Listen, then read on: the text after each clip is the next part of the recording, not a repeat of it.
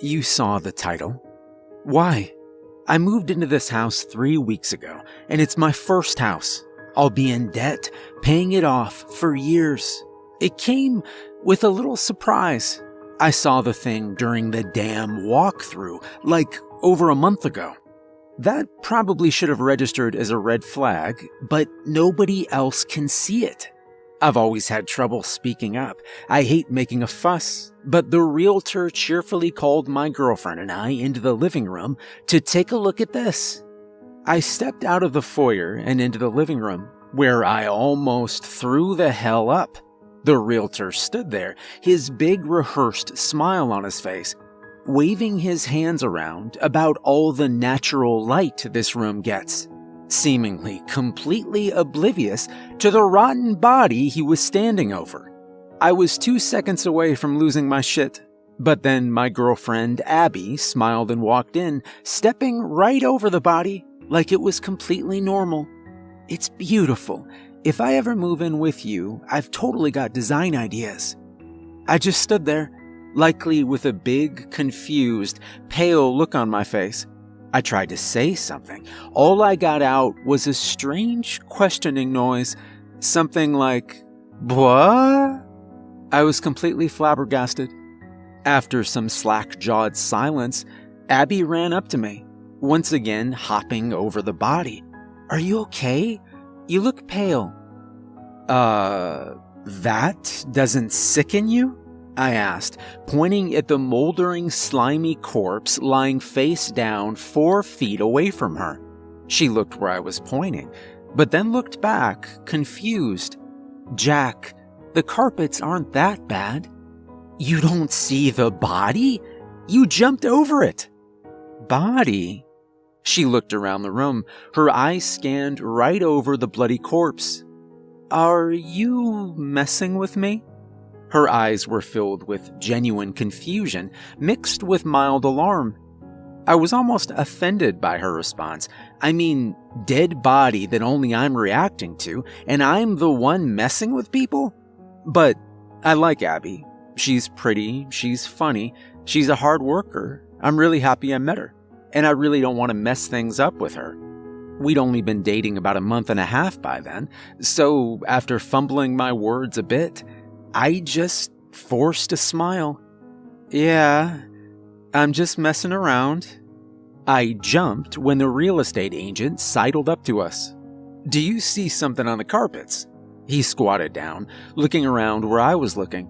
I swear, his face was inches from the stringy, matted hair of the corpse's head. If you don't like the carpeting, I can recommend someone to change the flooring pretty cheap. The carpets are fine, but there's no corpse or anything?" He gave me a weird look as he stood up. No, nobody's been murdered in this house, if that's what you mean." I eyed the grisly remains again. "You don't say." "No, sir. In fact, this house was built in the late 2000s. It's only had one owner before you, and they retired to Florida. I was pretty excited when this house hit the market. It ticks off all the check marks he gave me. Basement, gas stove, 2-bedroom, 3-bath, and room to grow into." He wasn't wrong. I loved the neighborhood too. It was only a 15-minute drive to town, 20 minutes to where I work, and it was within my price range. It was kinda perfect. I forced myself to look away from its apparently invisible, to everyone but me, resident, and continued the tour. Abby smiled at me and pointed out how crazy I would be to not take this deal. So, I signed the papers, and a month later, I moved in. Disappointingly, the corpse was still freaking there, so it wasn't just a one-time mental break for me. I watched in fascination as all my friends who were helping me move seemed to just gravitate away from it or around it. They acted as if it weren't even there, but still they stepped over and around it. Like, what the hell is up with that? My gaming buddy started rigging up my TV and game consoles for me in that living room. Maybe gaming should go in another room? I meekly suggested. You sure, dude? What other room? I thought you were making your office in the second bedroom. Damn it. Why didn't I wait for a 3-bedroom? Yeah, you're right. Abby then set down my beloved gaming floor chair like 2 feet away from the rotten remains. All I could do was cringe. I don't get to play video games that much anymore. Abby stayed the night with me after we got the bed set up, so the next night was my first one alone with it. I had my hammer at the ready because I just knew this thing was waiting for me to be alone. But he just lay there. After an hour of horrible tension, I walked out and took a good look at him. I even gave him a name, Frank. I'm no expert on crime scenes, obviously, but I do watch crime shows sometimes. The dude's skull was caved in. I'd say someone wailed on his head with, like, a baseball bat or something. He was pretty badly rotted at this point, but luckily he wasn't covered in maggots or anything. His head had been hit so hard that it looked like one of his eyes popped out. It dangled from the mostly rotten nerve endings of his eye socket. I almost threw up when I noticed that detail. But what could I do? I was the only one that could see Frank, so I kinda just ignored him, like everyone else. I thought of maybe moving him, but the thought of touching him makes me retch. I tried poking him with a stick once. I definitely touched something, or thought I did. He's gotta be a hallucination. Nobody even sees him. But then, why do people step over him? Why doesn't he smell? I'm either hallucinating, or this is a massive gaslight by all the people I know. But what the hell would they do that for? I'll be talking to my therapist about it. Can't wait to learn about how I seem to be developing psychosis. But my therapist has been a godsend, and I feel pretty safe telling them when something weird is going on. Frank, you make a great listener, but you're starting to bum me out.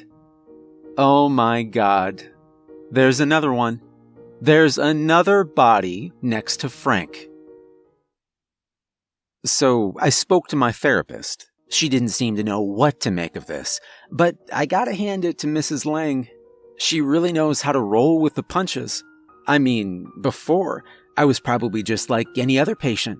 I was stressed in my early 20s. I went through a bad breakup. Both of my parents passed away, separate causes, but only like 2 years apart. And I just couldn't seem to get a career together. Mrs. Lang helped me pick myself back up. She helped me move on from the breakup, mourn my parents, and get to work on my career. Now, here I am, with a stable job, a stable girlfriend, and I even bought my own house. Therapy is a wonderful tool.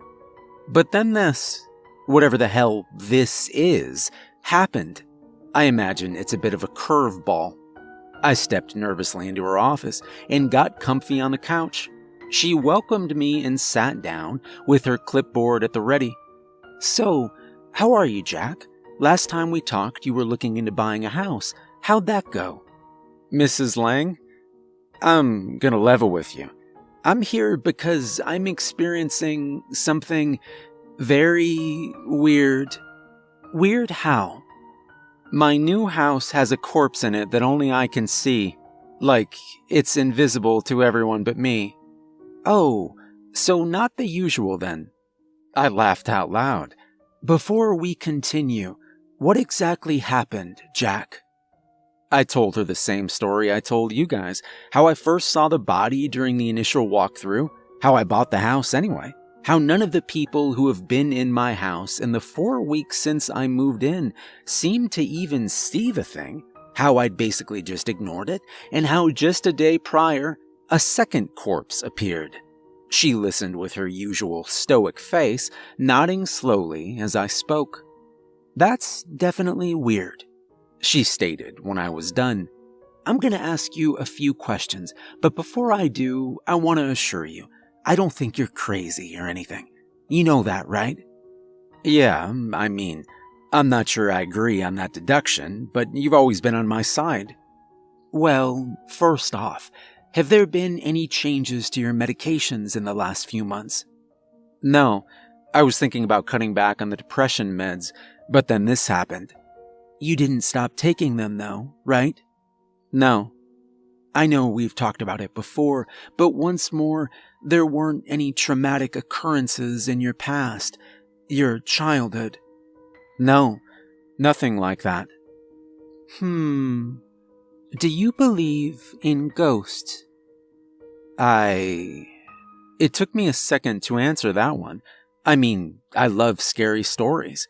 I love the idea of vengeful spirits lurking in our periphery, but do I actually believe in them? I don't think so. Even now?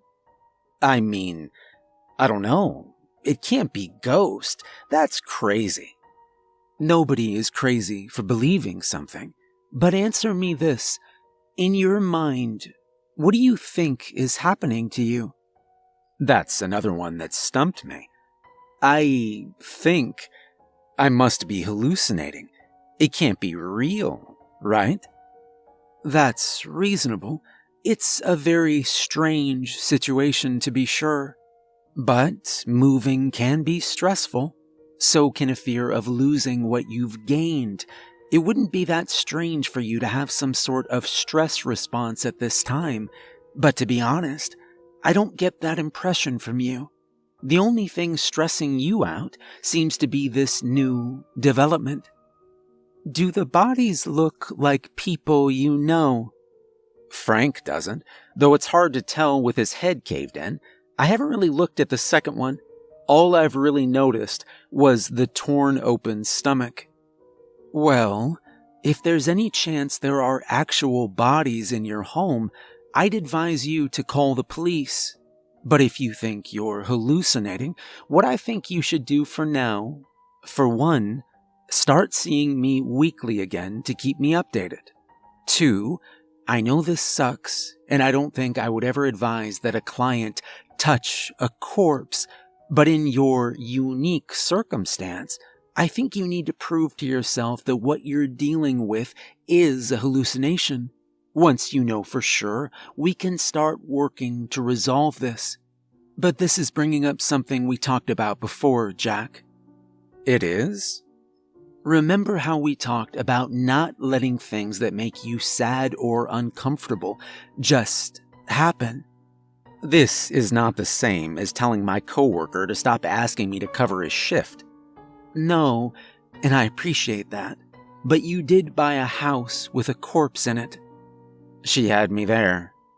I really did want to buy the house, I said, and we spent the rest of the time working on me. Ultimately, I left her office with a sense of confidence. Things are going well. I'm not letting this, whatever it is, ruin all the progress I've made.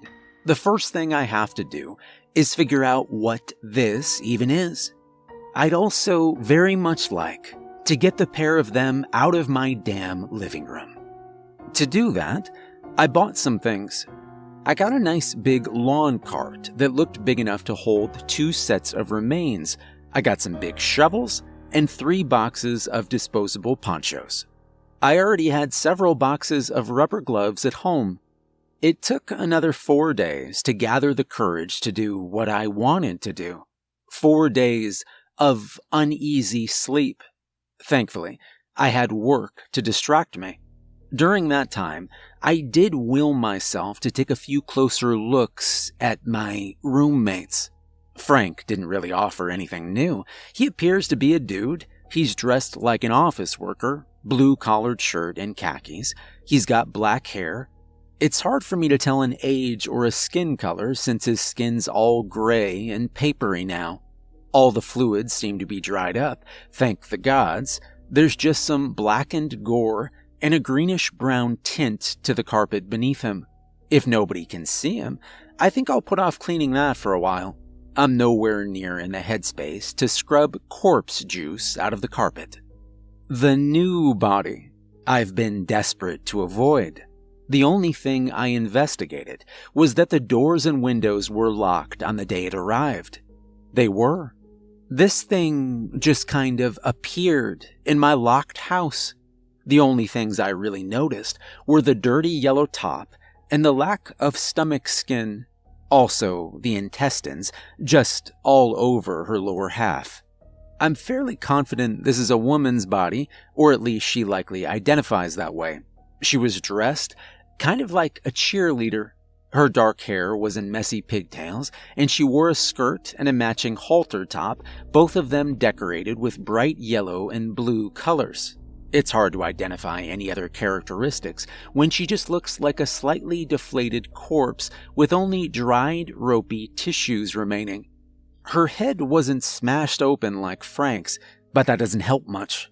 It just makes her face look super uncanny valley, like she's barely human anymore, just a leathery mask sitting on top of a skull. I was gonna call her Chelsea the cheerleader, but for some reason, Tina sounds better for her. Honestly, if her corpse wasn't splayed half in my living room and half in my front hallway, I'd feel sorry for her. Frank, too, come to think of it. Observing them for the last few days has made me realize that they don't change. All the details always seem to be the same. I don't think they're even getting more decomposed. They're just Frank and Tina. Other than those observations, I avoided them as much as I could, building up my courage for last night, which is the first day of my weekend. That's when I went about trying to get the pair out of my living room. First, I put on rubber gloves and made sure I was nice and safe beneath a disposable poncho, several ponchos. Then, I slowly scooted forward and tried touching Frank for the first time. I just poked him with my index finger. I most definitely feel something. There's something I'm touching that nobody else can see, and it has the consistency of dried jerky. Oh my God, I think I'm gonna gag just thinking about it. Once I was used to one finger of contact, I tried grabbing Frank's arm. I was able to lift it up. I damn near barfed. It felt like a slightly squishy stick. One that was actually a human arm. Well, maybe. It looked like one. I'm way too squeamish for this. So I set Frank's arm down before the hand dangling loosely from his wrist could sicken me further. Okay, I thought. I can physically touch them. There's no reason I can't move them. So, under cover of night, I wheeled my lawn cart up onto the deck in my backyard and grabbed my shovels. A word of advice to any would-be, corpse movers. Don't use a snow shovel to move a corpse. I slowly worked the snow shovel under Frank's torso until I could lift him up. The way his limbs dangled, the way his head rolled unnaturally, spilling what looked like old mulch onto the carpet from the cavity in his head, the crackling sounds. Oh my God, all of that was awful. I carried him to the back door, retching the whole way. I eased my way through my back door. I had to take it in an angle to fit him through, but then I banged his legs on the doorframe, and he spilled out of the shovel and hit the deck with a wet splat. The impact caused something to splatter all over my pants and shoes. I gathered him back up as best I could and heaved him into the lawn cart before throwing up over the side of my deck. Once I finally composed myself, I started talking to Frank. I'm not really sure why. Sorry, Frank, I said. So sorry. I don't want you guys in my living room. You're freaking me out. I'll bring Tina, too. You guys can't be real, right? You're all in my head. I looked into the cart. I found Frank's already smashed skull had come apart even more. Somehow, there was still an eye socket with a dead, squishy-looking, milky white eye looking up at me accusingly. Sorry, Frank. I stumbled away, and headed back to my living room to retrieve Tina. I made sure to step over the brown spot where Frank had been. I had to gather up all of Tina's ropey intestines. I stuffed them back into the squishy cavity of her torso, which felt so gross on so many levels. I felt like I was not only defiling, but also violating a corpse. Oh God, why me? I kept muttering apologies as I worked the shovel under her and scooped her up.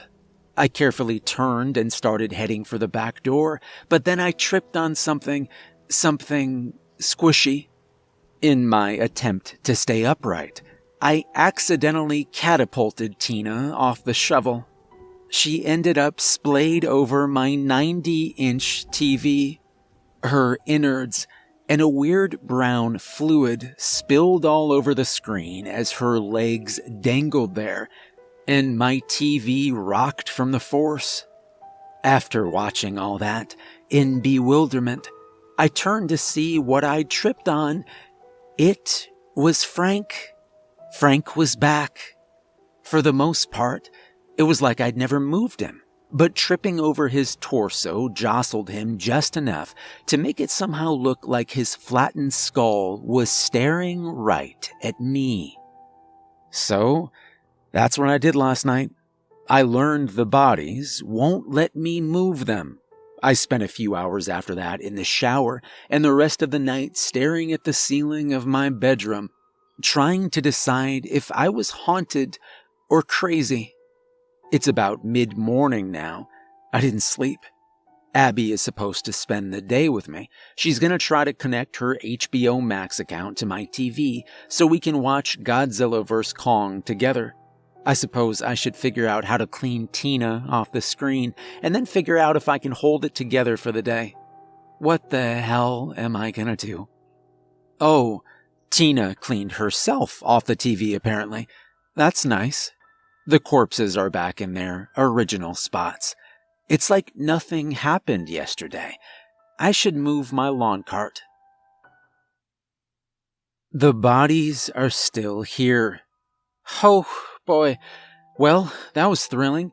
Some shit has gone down in the last few days. For one, I think I'm in love with Abby. For two, the police showed up at my house.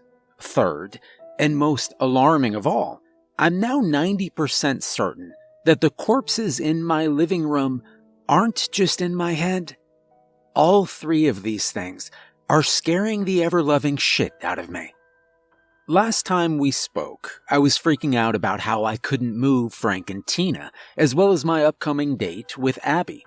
After writing, I sprinted through the house, cleaning as best I could. I was spared the horror of having to clean guts and corpse juice off my TV, which was a huge plus. I think I stopped briefly to plead with my spectral roommates. Please don't freak me out tonight. I'm sorry I tried to move you. Please let this date go smooth. Abby showed up a little early, but that was okay. I tried to smooth myself over as best I could, but she could tell that something was off as soon as I opened the door. Hey, Jack. Are you alright? You don't look so good. I might have gawked for a second. Abby isn't big on makeup, but she definitely applied some today. She looked beautiful. Her pretty blue shirt and the makeup she'd applied really made her eyes pop. Shit, that reminded me of Frank. I don't look good? You look amazing. I was only half kidding there. I felt genuine remorse that I hadn't put in the same amount of effort. She smiled, and did I make her blush? When have I ever made pretty ladies blush? Sorry, I didn't sleep very well, or at all, last night. But come in, I've been looking forward to this all week. The date went amazing. We popped a pizza in the oven, shared a few glasses of wine, we got her HBO account working, and watched the latest incarnation of my favorite movie star in Godzilla vs. Kong. The evening was just too perfect. We struggled a bit on whether or not to open another bottle of wine. But eventually she ran out to her car and got another one. I risked a short glance over at my rotting roommates who'd been quiet spectators of the whole evening. "Thanks for keeping quiet," I whispered. Abby partially stumbled back in, landing in my lap on the couch, and she giggled up at me. I thought to myself how lucky I am, corpses aside. Then she spoke. "Jack, before I have any more to drink, there's something I want to say." "Uh-oh, you sound serious." She playfully socked my arm before sitting up and turning to face me, looking me in the eyes. "I really like you, Jack. These past few months, they've been a lot of fun. I've had some shitty relationships in the past, but I don't think I had one where I was this excited just to spend time with someone. You're sweet. You respect my boundaries. You're self-sufficient. You put up with my bullshit and my boy band obsession, and most importantly, you're not a crazy person." That one hit me like an ice lance to the heart. All the warm, fuzzy feelings that had been building almost snuffed themselves out completely. But, damn it, I couldn't bring myself to speak. I finally mustered my courage. "Abby, after everything you just said, you have no idea what it all means to me. You put up with my bullshit, and we just click so well. But I've told you, I've struggled in the past with just letting things happen. And I have to tell you something." She cocked her head, but her face was hard to read. "I might be a crazy person," I said. She laughed. "What do you mean?" "I see a corpse. 2 corpses in this house, and nobody else can see them." Her eyes widened a bit at that. I would have stopped there to gauge her reaction, but instead, the floodgates opened. And next thing I knew, I was spilling everything to her about Frank and Tina, including my grisly attempt to move them the previous night. She listened stoically until I was finished.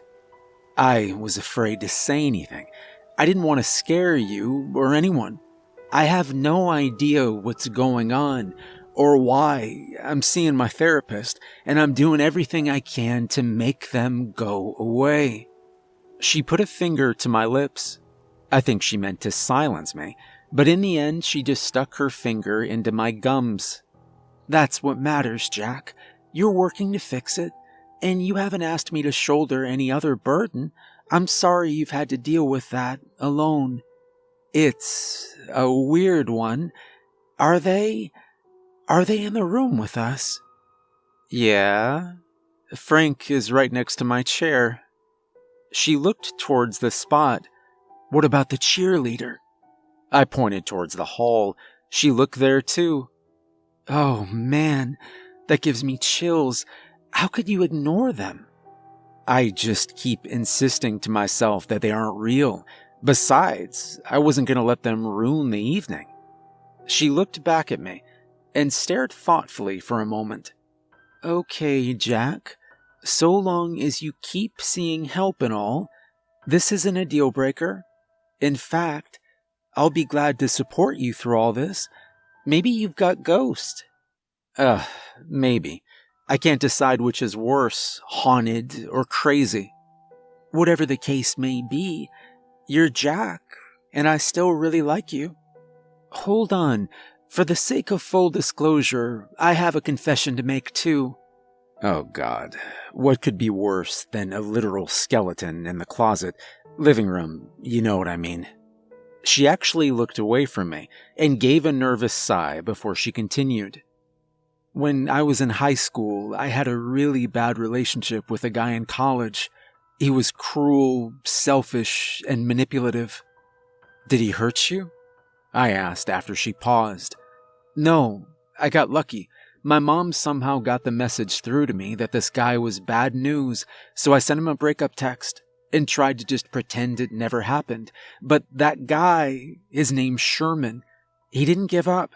He showed up at my house and wouldn't leave until my parents called the cops. He stalked me on social media. I blocked him, and so many others that I'm pretty sure were also him. Then, later on, he figured out where I went to college. Finally, after trying to corner me in a classroom, I was able to successfully get a legal restraining order. I hoped that would be the end of it, but it wasn't. I can't prove anything yet, but I've seen signs of that asshole. Weird anonymous comments online, little notes in odd places, and I swear I see him sitting in cars sometimes. He might know where I live. She was clearly upset by the time she finished. I'm sorry, Abby. That's really creepy. Yeah, well, you know now. It's something you might have to deal with if you want to stay with me. That's what sucks the most. This asshole makes me drag him through my whole life. What do you mean, if? I bought a house with corpses in it. You really think a creepy ex is going to stop me? She smiled. If you're willing to support me, I'd be glad to support you too. The rest of the night was magical. I'd honestly completely forgotten about the rest of the stress in my life. At about 4:30 in the morning, we were rudely awoken by a blood-curdling scream. It pierced our warm little bubble and ripped us awake. What the hell? Abby shouted. All I could do was make weird noises and whimper. I scrambled up, trying to figure out what to do. You heard that? Yes, someone screamed. I think someone's broken in. That hadn't even occurred to me. I just assumed Frank and Tina were punishing me for having a good time. Stay here? I'm not sure why it came out as a question. I was trying to be brave so I could heroically investigate myself, but I failed miserably. No, she replied, grabbing her keys and the pepper spray attached to them. I searched for a weapon and settled on my bedside lamp. Then I led us into the living room where the scream originated. As the bedroom door creaked open and I stepped in, the first thing I noticed was the damn graveyard stillness of the room. With all the lights off, it was hard to see, but enough moonlight came through the windows to illuminate things. I was in full-blown panic mode. I half expected the corpses to be standing there waiting to scream at me some more. My heart pounded so hard I could feel it in my ears. I scanned the room. Nothing moved. Everything was as silent as the dead, which wasn't helped at all by the dead body on my living room floor, but then I froze. Abby darted out from behind me, flicking on the lights when I forgot to, and keeping her finger on the trigger of her pepper spray. I don't see anything, Jack. She turned to look at me. I imagine I looked pale and terrified. Jack, what's wrong? I struggled to form words. Abby turning the lights on had confirmed that what I thought I saw in the dark was absolutely true. I looked at Abby. Tina is missing. Wait, the cheerleader? I could only nod. Frank lay right where he always did, but he was alone. Tina was just gone.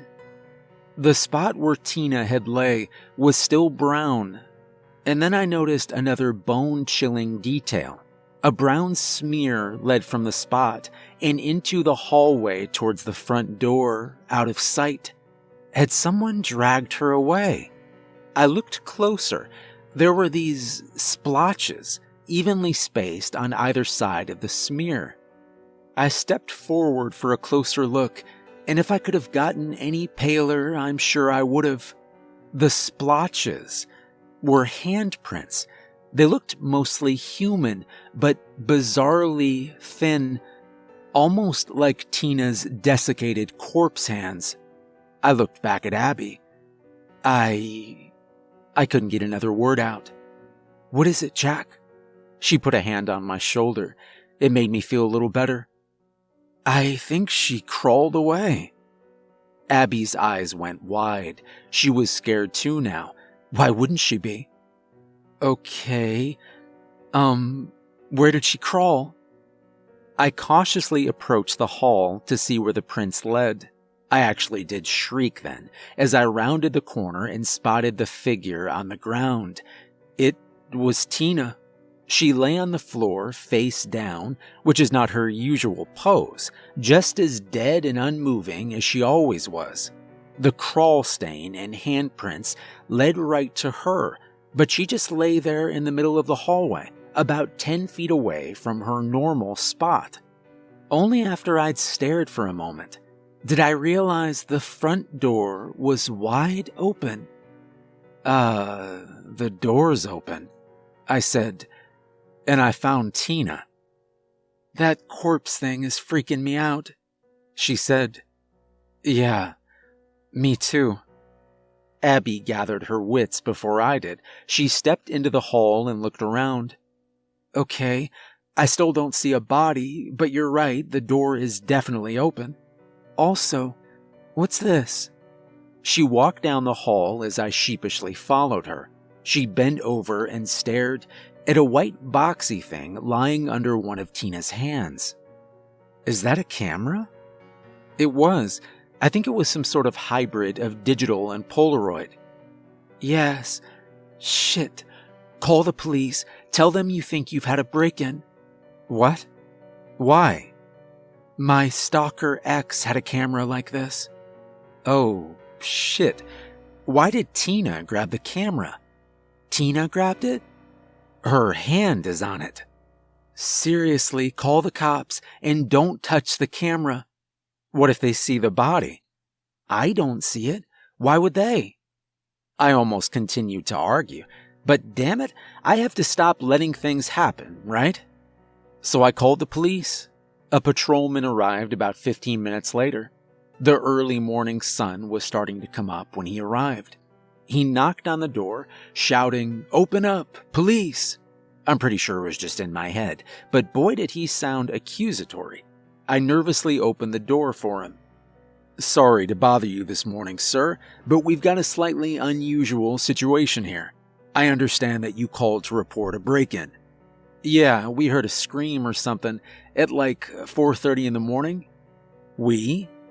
"Oh, yeah, Abby, my girlfriend, spent the night here." Abby stepped up beside me as I spoke. "We went to investigate. We found the door open and that camera on the floor." I nervously pointed back towards Tina, praying the officer didn't see her like I could. "All right, ma'am, can you corroborate all of that?" "Yeah, that's what happened, officer. I have to admit something, though. I might have left the front door unlocked last night. I don't remember locking it after I came out to my car." "You still had an uninvited intruder who screamed and dropped that camera, right?" "Yes, sir." The officer kept jotting things down on his clipboard. "Okay, so here's the weird part. We got another call from a distraught individual a few seconds before we got yours.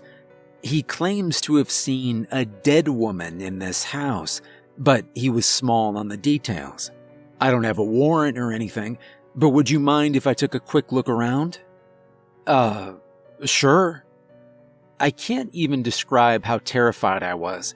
I think the officer noticed, but Abby stayed nice and calm. We stayed right there in the doorway while the officer stepped into the hall, eyeing the camera, then stepping right over Tina and into the living room. He didn't see her. I let out a relieved sigh. While we stood there waiting for a few minutes, someone started yelling, "Abby, get away from him, Abby! He's a killer! I'm saving you!" A man dressed in black clothes came running up to us. "Don't worry, Abby." "Sherman." Abby freaking growled the name through her teeth. "Stay back, Sherman," she shouted. Ah, so this was Sherman. Other than being sweaty looking at the moment, he really didn't look like a shady, creepy stalker. He just looked like some dude. Abby's shout stopped him in his tracks. "Abby, the corpse!" "I said stay back," she shouted. "You ungrateful bitch! I'm saving your life!" "What's going on up here?" The officer had returned. Sherman began shouting before anyone else could. "Officer, I'm the one who called the police about the murders. Arrest him and get her out of here." Sir, I'm gonna need you to calm down. Why don't you explain to us what happened? What's there to explain? The body's right. He suddenly looked confused as he peered past us into the hallway. It was right there, in the hallway. I was just looking at it. I quizzically looked back. I still saw Tina lying there in the hallway. There's no bodies in this house, sir. It was right there. I just saw it. He moved it. Sir, he's been standing right here this whole time. Now why don't you explain to me why you came to believe there was a body in the hallway? He paused. Because you broke in? Abby finished for him. No, you left the door unlocked. You clearly invited me. No, I did not. Then why did you leave the door unlocked? You needed me to save you. I left the door unlocked by mistake, Sherman. You aren't saving me from shit. The officer quieted them both down. Ma'am, do you know this man? Unfortunately, I was granted a restraining order against him, which he is currently violating. Is that so? Sir, I'm gonna need you to get on your knees and put your hands on your head for me. Creepy Sherman didn't take that well. Next thing we knew, he was screaming about how much Abby owed him, how she was his, how she'd been leading him on all along. Sir, stop shouting and get on your knees. But I'm saving her from him. He's not stealing her from me. He killed a cheerleader. I just stood there with what I hope was a poker face. I'm telling you, officer, it was there. There was a dead body of a cheerleader. It chased me down the damn hall. The dead body chased you? The officer asked incredulously. There was fear in Sherman's eyes now. He hadn't meant to say that part. I'm gonna ask you one more time. Get on your knees. Sherman did not cooperate, so the kind officer tasered him into submission, cuffed him, and escorted him away. Abby and I both had to go down to the station to give statements. I tactfully omitted the part about me seeing the bodies too. I'd feel worse about that, but the officer picked up the camera. Tina had returned to her old spot by then, and he found it both on and with its password mysteriously unlocked. Within his image files were dozens of images of Abby. She wasn't aware of the camera in any of them. He'd been following her for months.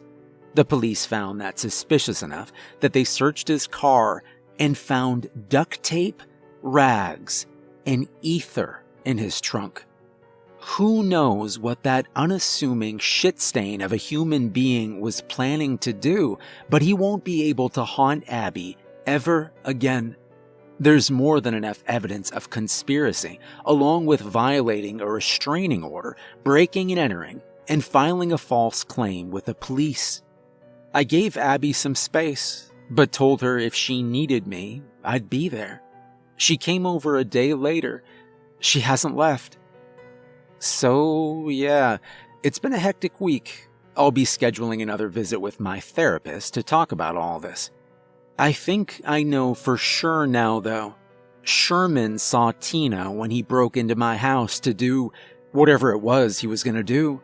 He saw the same dead woman in the same yellow cheerleader outfit. He even claimed that the dead woman chased him out of the house, that he'd screamed and dropped his camera as she crawled towards him, growling. The police used that as more evidence of lying, but I don't think creepy old Sherman was lying about that. Not that I'll ever say that. It has convinced both me and Abby that what I'm experiencing isn't just in my head. Something I can't explain is going on. There's some sort of ghost in my house. Apparently they can move more than I've been led to believe, if they so choose. They seem to have done us a favor, but I can't help feeling scared. What if it was more of a warning? Boy, this past week has been messing with my head. Abby uncovered something pretty insane. First off, let me just say that things have calmed down for Abby and I after that fiasco with creepy Sherman. Sherman is now behind bars, and it's looking like there's enough evidence to keep him there and get him some therapy. I felt worse for Abby. It's gotta be, I don't even know, humiliating, terrifying, enraging, all of the above. Even without the possibly saved by ghost factor, having a creepy ex break into the house you're in and trying to sabotage your life, yikes. She says she's feeling better now, especially since he's finally in prison, but none of us are here to hear about run-of-the-mill, average, everyday spookiness. We're here because there's corpses in my living room that only I can see. Well, at least until that stalker broke in. Abby is completely convinced that something paranormal is going on. I was pretty convinced too, but I have to admit I was still resisting. He was probably on drugs. Maybe it was a coincidence. Maybe he knows I post online, I said. The past 5 days have definitely convinced me, though. There's definitely something paranormal going on. First and foremost, Abby looked into missing cheerleaders in our area. Tina's outfit doesn't have a school emblem on it or anything, just a generic Go Team, so it was possible it was a costume. Abby looked into that, and she found something. In the early 90s, a 23-year-old woman disappeared. She was last seen wearing the exact same cheerleader outfit as the corpse in my living room. She'd been at a Halloween party, but here's the scary part. Her name was Tina. Tina Pulowski. Finding out there was a missing girl wearing the same outfit as the corpse haunting me was creepy enough. But how the hell did I guess her name? It had to be an unlikely coincidence, right? Maybe. But then Abby found something else. She plugged in Frank to her search and found Frank Chaplin, a 32-year-old accountant who'd been murdered at an office party. His co-worker, known for being volatile, got drunk and angry and shoved Frank out a window. He fell 5 stories and hit his head on a stop sign on the way down. He was wearing the same blue shirt and khakis as the corpse in my living room. I have no idea what to make of this. Abby started asking questions about whether or not I hear voices and such. I had to wonder myself. I mean, we've all got an internal monologue of sorts. Has mine always been mine? Here's the thing, though. I've never seen corpses before. I'm also 90% sure that I've never heard foreign voices in my head. I chose the names Frank and Tina because they just felt right. I really don't know or understand why they felt right, though. Abby thinks maybe they reached out to me somehow. That still sounds like insanity, but who knows? To me, the most important question is why? Why did these 2 dead people show up at my house? Tina kind of makes sense in a ghost story sort of way. Her body's missing. She wants to be found and possibly avenged. That's a horror story classic. But what about Frank? 13 witnesses saw his coworker start a fight and push him out a window. The killer confessed and is now in jail, so why is he here? Hell, he was here first. Is there something he wants to tell the world, or is there something else going on? So, our research has given us some answers, but even more questions. I was interested in testing how exactly the bodies work. I tried taking photos of them. In the image, I can see them, but of course nobody else can. Abby just sees carpet, same with video. But the video did help me prove something else. I had Abby walk towards me and film the whole thing. I got her on camera stepping over Frank. She stared at that video for 10 minutes with her brow furrowed in intense focus. It was kind of cute. She says she has no memory of stepping like that, but she clearly sees herself doing it. After that, she started walking back and forth, trying to catch herself doing it again. She even tried it with her eyes closed. Every time she jumps or steps over the body, and every time she did, she couldn't remember doing it. I came out of the bedroom and found her trying to crawl over the spot one morning. It looked like she was about to shove her face right into Frank's back. "Look, I'm on the spot," she called. "Actually, you're forming a bridge over Frank. If your legs scoot forward another inch, you'll touch him." I can't." "Why? Why what? Why can't you move your leg forward?" I'm gonna get up now." She struggled to get herself up, acting as if she desperately didn't want to touch the corpse she apparently couldn't see. "That's so weird, Jack. I remember not being able to move my leg, but I don't know why." That was an interesting development. Abby has some idea that she's trying to do something, but she can't. Of course, she's been trying to touch them a lot. Maybe Frank took pity on her.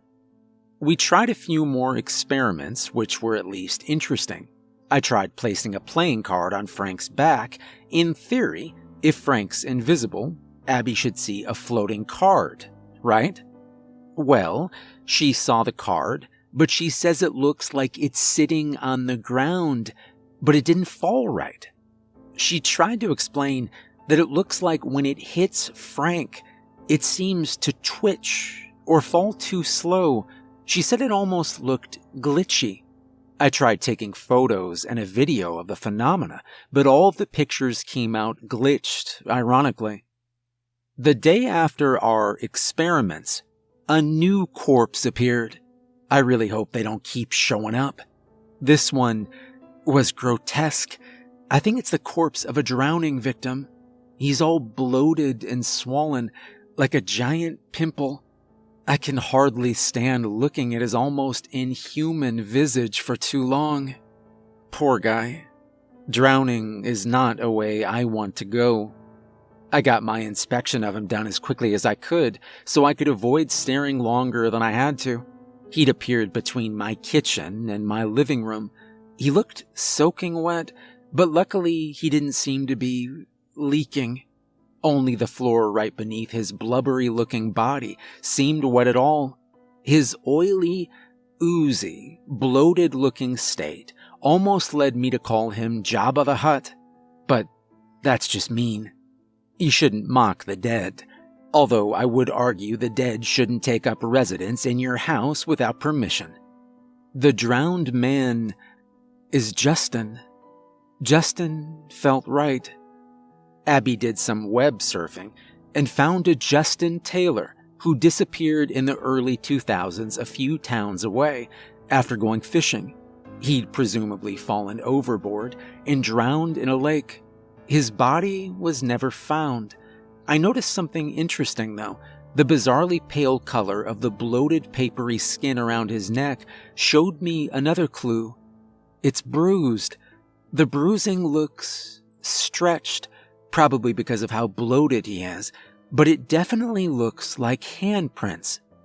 I think Justin was strangled to death before being dumped in a body of water.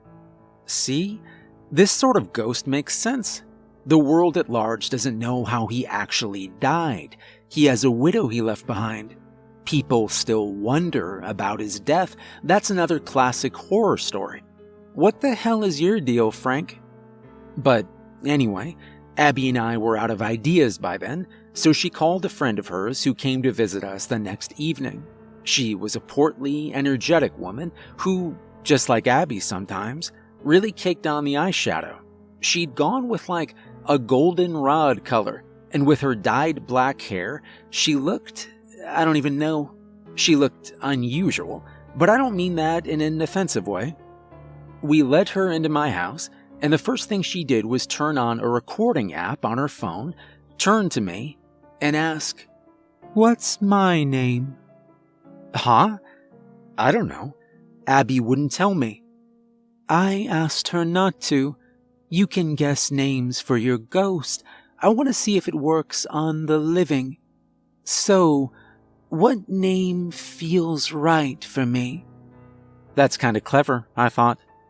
I pondered, after looking at her for a bit.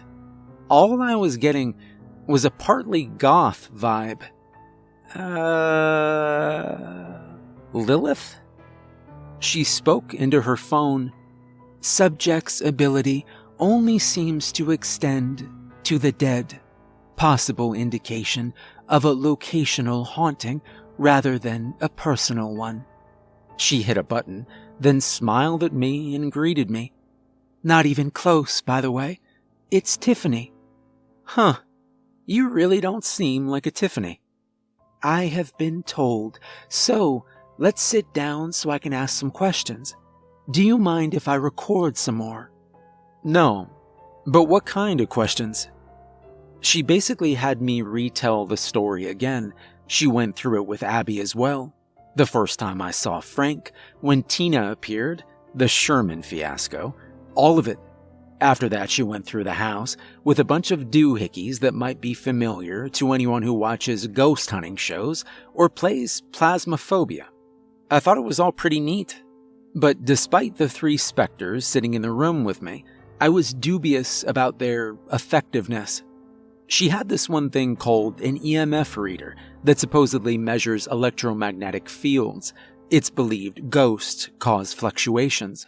She carried it through the house, and according to her, she got no readings until she returned to the living room, where she got steady readings, whatever that means, but only near Frank. Justin and Tina had no magnets, or whatever. Next, Tiffany shined a purple flashlight over everything. It was supposedly an ultraviolet flashlight. Some people believe ghosts might leave traces that can only be seen in UV. As the light rolled over Tina, both Tiffany and Abby gasped. Did anyone else see that? I saw a shadow or something, and a splotch, Abby replied. Me too. Jack, did you see anything? All I saw was the light passing over Tina. Tiffany kept moving the light around, trying to recreate whatever effect she'd witnessed, but she didn't see anything again. Her last gizmos were both the most dubious and possibly the most successful. She called one box-like thing with an antenna the spirit box. According to her, it scans radio frequencies and allows ghosts to communicate. Why would ghosts use radio waves to communicate? She also had another little thing, a little box with some knobs, a speaker, and a digital screen. Even Tiffany seemed dubious about this one. She said it was like an ovilus, I don't know what that is, and that it was supposed to allow ghosts to electronically speak with a digital dictionary. How does that even work? How does it choose a word? I asked Tiffany about it, and she said, Yeah, I have no idea. I think this one's bullshit too, but one time it said dead when I asked what's wrong. The couple who saw that happen are true believers now. I'm not entirely sure it doesn't just play words at random, but I figured I'd bring it. For the next hour or so, we sat together in the living room, listening to the spirit box spew a bunch of staticky electrical noise. Abby and Tiffany swore they heard things in the noise, but I didn't notice anything. The ovilus, however, might have given us something. I sat with Abby, asking questions to the noisy static box. At one point, something like voices came through the noise. Abby and Tiff got super excited and started carrying the box around the room, trying to get a better signal. All the while, the ovilus just spewed words seemingly at random with its loud, unnerving robot voice. Box. Here. Foliage. Fall. None of it seemed to apply to me. Out of boredom, I got up and knelt down next to Frank. This all seems like bull to me, but as I knelt there and kept asking questions, I swear the ovilus, or ovalus, I'm not really sure how to say it, suddenly became coherent. Why are you guys coming here? Escape. Escape from what? It. Why me? There was a long pause after this one. Special. Why am I the only one who sees you? Unknown. Did I get your names right? We. Who are you? Hide. How did I... The box cut me off. It. What about it? Coming. That one sent a chill through me. What is it? I never got an answer to that. The device went quiet for a few minutes before talking again, but I honestly couldn't tell if it was responding to questions or not. Over the next 15 minutes, it randomly blurted out these words: House. Special. Pray. Escape. Assist. Release. It. Hunt. After that, it stopped talking altogether. We didn't get anything more from the spirit box either. I wasn't entirely convinced that Tiffany's investigation wasn't all just random. Tiffany herself seemed to feel the same. Honestly, she's pretty cool. Abby and I need to have her over for board game night at some point, but I digress. When we finished, she sighed. Well, as always, the evidence I've gathered just brings a whole lot of maybe rather than anything definitive. There were some interesting things, though. I'm gonna review everything and do a bit of research. I'll let you know if I come up with anything. Thanks for having me, guys. I never get to play with my cool ghost gadgets. We thanked her. That was 2 days ago. 2 things have happened since then. Firstly, a new body has appeared. This one is downright sinister. I first found it when I opened my oven to stick in some chicken. Sitting on the rack in a 375-degree oven was a severed head. It looks old. Its hair is white, stringy, and what remained of its flesh looks like burnt jerky. Its teeth were almost green in its mouth, and with its lips decayed and peeled away, it has a constant corpse grin. It's only got one dry, dead eye left. I swear the thing's always looking at me, even though I never see it move. Worst of all, unlike Frank, Tina, and Justin, this one moves. It never does it in a way that I can see, mind you, but for the last 2 days, I keep finding that creepy severed head in weird, random places. I walk into my living room, and it's sitting on my couch. I go to the bathroom and find it sitting on the sink. I even found it on the fridge once. I haven't noticed any pattern or anything to its movements. It just sort of shows up. Always with that horrible grin, and always with its dead eye fixed on me. So that's really unnerving. The second thing that's happened, Tiffany thinks she's got a working theory after reviewing her findings. She found some noises while studying the sound files of her spirit box recording, and she sent me the files. Most of it sounded like animal growls, but there were a few that sounded like voices. One sounded like a woman saying, "I'm in the woods." Another sounded like a person. I think it's a man making strangled sounds. The last one definitely sounds like a man saying, "Get away," or maybe "got away."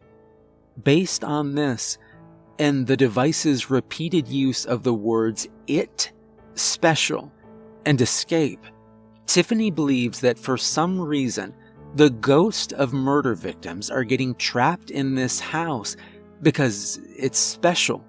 They want help to escape.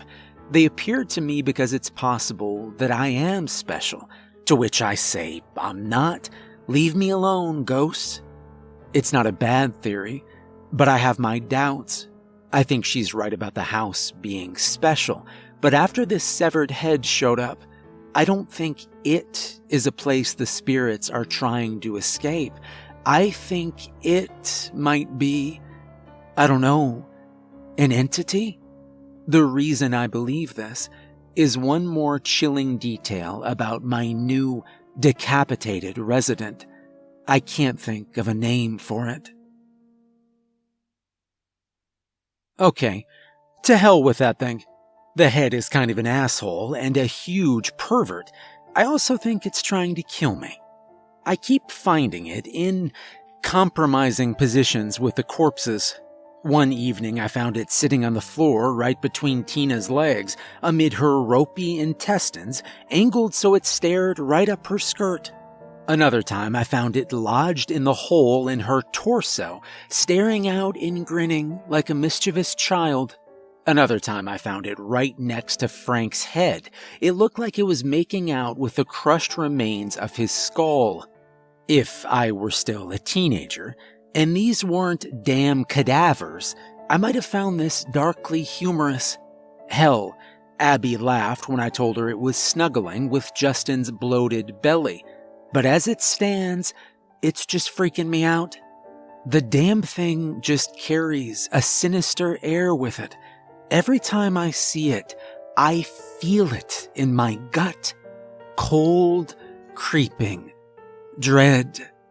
As time's gone on, I feel like I'm dealing less with a precocious trickster and more with a psychopath. One that legitimately has no regard or respect for these spirits, and least of all, for me. Just to make it worse, whenever Abby's over, it follows her to the bathroom or pops up when she's changing and other perverted things. I'm really glad she can't see it.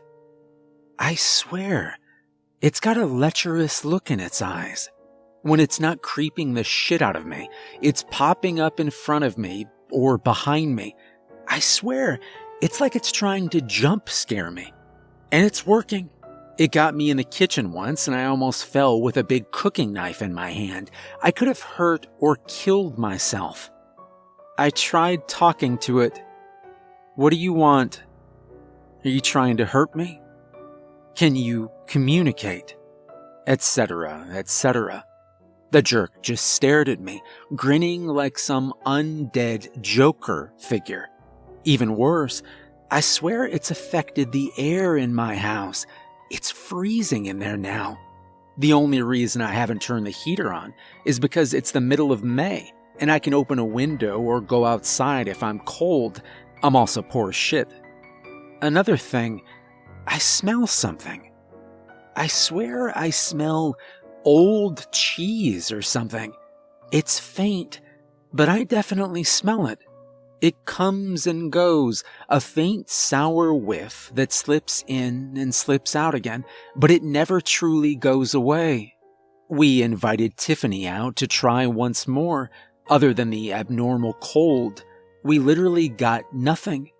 No voices from the spirit box, no words, and no fluctuations from the EMF reader. It's like all the spirits here have just gone quiet. A few nights ago, I hit my limit. I fell asleep a little early. I haven't been sleeping well, but I had an awful dream that someone was boring into my skull. I mean that figuratively, and very literally. Some cloaked figure was trying to drill into my temple with some kind of power tool, all the while moaning, "Let me in," as it tried to force itself into my freaking ear. I woke up at 11:30, and that head was sitting on my nightstand, staring right at me, grinning away. At that point, I was just done. I was convinced this undead miscreant was now trying to possess me thanks to that dream, and I just couldn't bear the thought of staying in the house anymore. I called Abby, who told me I could come stay with her. I grabbed some clothes, some bathroom supplies, and I got the hell out. It was about midnight when I pulled into the parking lot of Abby's apartment building. Abby was there to greet me with a soothing hug. I just stood there, enjoying the comfort for a moment. We were interrupted by her phone buzzing in her pocket. "Sorry, sometimes I game too long, so I have a midnight alarm to make sure I go to sleep," she exclaimed as she sheepishly silenced her device. "Oh, hey, a horsey." I looked where she was pointing. Sure enough, a black horse was clopping down the road, pulling a black carriage, being driven by a rider cloaked in black. "Wow, that's a spooky horsey," she added. I could only agree. When the horse passed beneath a streetlight, it looked otherworldly, though that might have been the carriage it was pulling, or the rider holding the reins. The carriage itself looked like something out of a funeral. The wheel spokes looked like bones, which seemed silly to me, and the dark wood just looked kind of like a huge coffin. The rider was a woman. She wore a black mask over her nose and mouth. She eyed Abby and I as she rode past, and even gave us a wave. She seemed polite enough, but on that carriage and wearing those robes she was wearing, she looked like she just stepped out of a gothic novel. She also kind of reminded me of the figure from my dreams. The carriage moved past us and stopped in an intersection a few streets away. At that point, I was done looking at it. "Well, that was weird," I said. "Think it's one of your ghosts?" Abby asked with a laugh. "God, I hope not. I don't know how to deal with spectral horse poop. Also, you could see it too, right?" "Yeah, I saw the creepy horse and carriage. Let's get you inside. Maybe being out of the haunted house will do you some good. Also, have you seen your therapist yet?" I had not. I keep putting off my return visit to Mrs. Lang. I should really go give her an update. No, I keep canceling. First it was Sherman, then Tiffany. Please don't stop with the therapy, okay? For some reason, that night Abby's request felt like badgering insistence. Maybe it's just stress. "I will, Abby," I snapped. "I'm going through some shit is all." We almost got into an argument. "All I ask is that you keep going," I almost retorted, but then I stopped to think. Abby didn't have to stick with me and let me stay over. She volunteered to, even after I started getting haunted by ghosts. The least I could do was look after myself. "Sorry," I snapped. "I will. I promise." She gave me another hug, and we headed inside. I got to meet her cat, Whiskers, who is a mischievous but friendly little black and white short hair. He only needed to sniff me once before crawling into my lap. That lasted about 5 minutes, then it was bitey playtime. Thankfully, Abby shooed him away, and I actually got a decent night's sleep. It was glorious. No nightmares, no tension, none of that feeling I have of holy shit, there are ghost corpses in the other room. So now here I am, feeling a lot better, now that I'm away from that head, whom I will refer to from here on out as Jerkface. I have no idea what to do now. I actually sat down and looked at some numbers. Selling the house and moving out isn't exactly feasible for me right now. So, eventually, I need to solve this. Maybe I should just hire an exorcist. Either way, tomorrow, I'll be heading back. I do have a strange feeling of foreboding after being gone. What sort of mischief will Jerkface get up to on a night when I'm not there to torment? Oh God. Oh shit. I'm outside my house right now, just close enough for the Wi-Fi. Things were bad enough when we woke up to find a madhouse in the streets outside. I saw flashing lights up at that intersection where the horse and carriage was. It was a huge accident. No idea what happened or if someone died, but it took us an hour just to leave the parking lot and drive a few blocks for breakfast. When we finally reached my house, I was hopeful. Abby and I checked it out. As usual, she didn't see anything, but oh shit, I did. The first thing I noticed when I opened the door was that I couldn't see Tina's upper half in my hallway like I normally could. There was just a dry blood stain where she usually lay. Whoa, are they gone? I ran in excitedly, with Abby close behind me. What little hope I had faded quickly. Frank and Justin are lying right where they always were, but I couldn't find Jerkface. He was nowhere to be found until I opened the basement and turned on the light. There I found a nightmare. Dozens of bodies, all in varied states of dress and decay, lay in a massive round pile on the floor, just a few meters from the stairs. Despite being just as still as Frank, I swear they were all writhing in agony. Those that had faces expressed pain or fear. They lay there, dead eyes staring blankly, rotted hands reaching for the ceiling. Perched on top of this disgusting pillar of death was none other than Jerkface himself. I swear, it almost looked like he was smirking at me from his throne. He had something I didn't recognize clutched in his teeth. I took 1 second to take a closer look before I bolted from the basement in terror. It was Tina's cheerleading skirt. I have no idea what's going on in my house, but I think I need to take another day off, or 10. It's Jack. Abby had a weird experience. She insisted on telling you all herself. Hey everyone, this is Abby. Jack will fill you in some more when I'm done, but I have a story to tell and I'm fairly certain it's relevant. It started 3 days ago. Jack's been in and out of my apartment. He's afraid to go back to his house, and frankly, I don't blame him. He's lucky he's cute and funny, but anyway, I still can't see the bodies in his house, but I'm pretty sure I saw Jerkface. That first day, when Jack was looking in the basement, just seconds after he screamed and bolted up the stairs, I happened to catch sight of my reflection in his shiny oven, and there was something on the table, staring at me. It was absolutely hideous, and honestly, it gave off the same vibes as Sherman, only ramped up to 11. It was this gross little rotten skull with this grin on its face and a girl's skirt dangling from its mouth. I whipped my head towards the table, but nothing was there.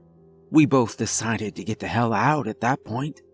We passed through the hallway, and again, I swear I saw a head in the reflection of the mirror on the wall. The look it was giving me, with its one eye, made me very uncomfortable. We left and drove back to my apartment in silence. The traffic there was finally starting to clear, but it still took 10 minutes longer than it should have. I asked Jack what he saw when he was ready, and he told me about the pile of bodies, and that Tina was missing, and that the Jerkface head had her skirt in its teeth. I shuddered. I'm ashamed to say I didn't tell Jack right away that I saw the head too. I was scared. I was on board with being supportive to my boyfriend while he dealt with some shit, but now that I saw it too, it suddenly felt more real. We were both late for work that day, and I went through it in a bit of a haze. At some point, the insidious question entered my mind, can I handle this? It stuck with me all day. That night I got home, and let Jack into my house, and we tried to game a bit together. My head just wasn't in it. Jack's wasn't either. I kick his ass at Fortnite, but he's usually at least a decent challenge. At around 11, we were both done. I told him I needed a bit of space and that I was going for a walk. I could tell I'd hurt him. That sucked. I didn't kick him out of the house, mind you. I just kind of wanted to be alone and grab a drink. So I armed myself with pepper spray, walked to a nearby bar, and started ordering cocktails. Before I knew it, my midnight go-to-bed alarm was going off. I was getting pretty tipsy after my third Mai Tai. I pulled out my wallet to see if I could afford another one, but before I could, someone slapped down some strange-looking coins while signaling the barkeeper. Curious, I looked up. It was the carriage rider woman from the night before. She was wearing the same robes. She slipped off her mask and smiled at me before pulling up a chair to sit with me. "Hey, you're the carriage rider, right?" She smiled and nodded. She was pretty. She had a broad-shouldered, athletic build, and she looked a bit pale, but she had a smooth, girlish face and emerald green eyes. She tucked her dark hair behind her ear as she got herself settled. The bartender arrived and scooped up her weird silver coins. "The usual, Shaylee?" The woman nodded, before pointing to me. The bartender nodded and said, "She wants to buy you a drink. What do you have?" It took me a second to realize the bartender was talking to me. I might have gotten a little flustered. I've had people try to buy me drinks before, but never a lady in a mostly empty bar. I wasn't quite sure what to do. Was this flirty or friendly drink buying?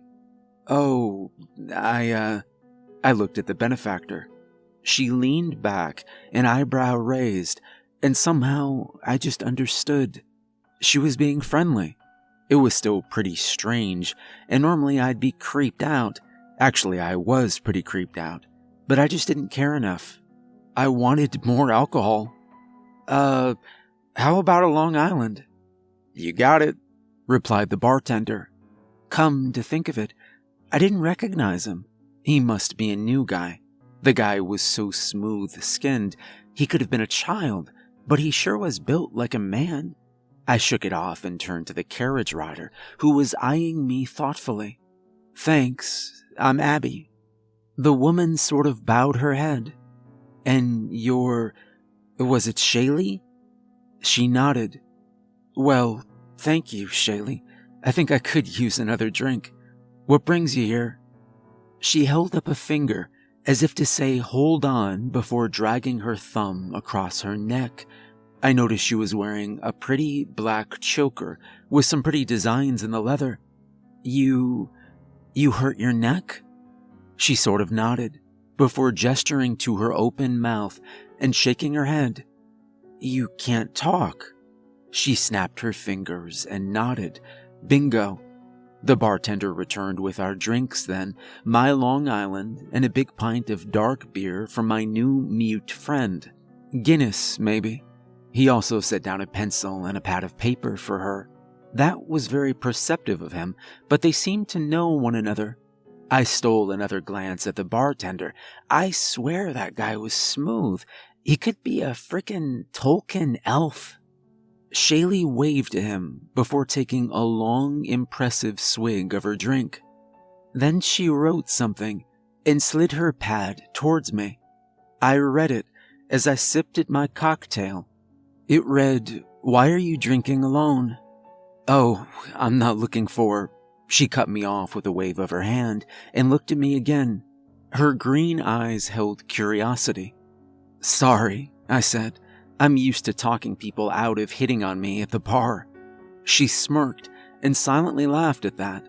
Then she wrote something else. It said, "I totally get it, but you were with someone. Trouble?" I sat there, trying to figure out what to say and if I should say it. "Well, it's not that I don't like him.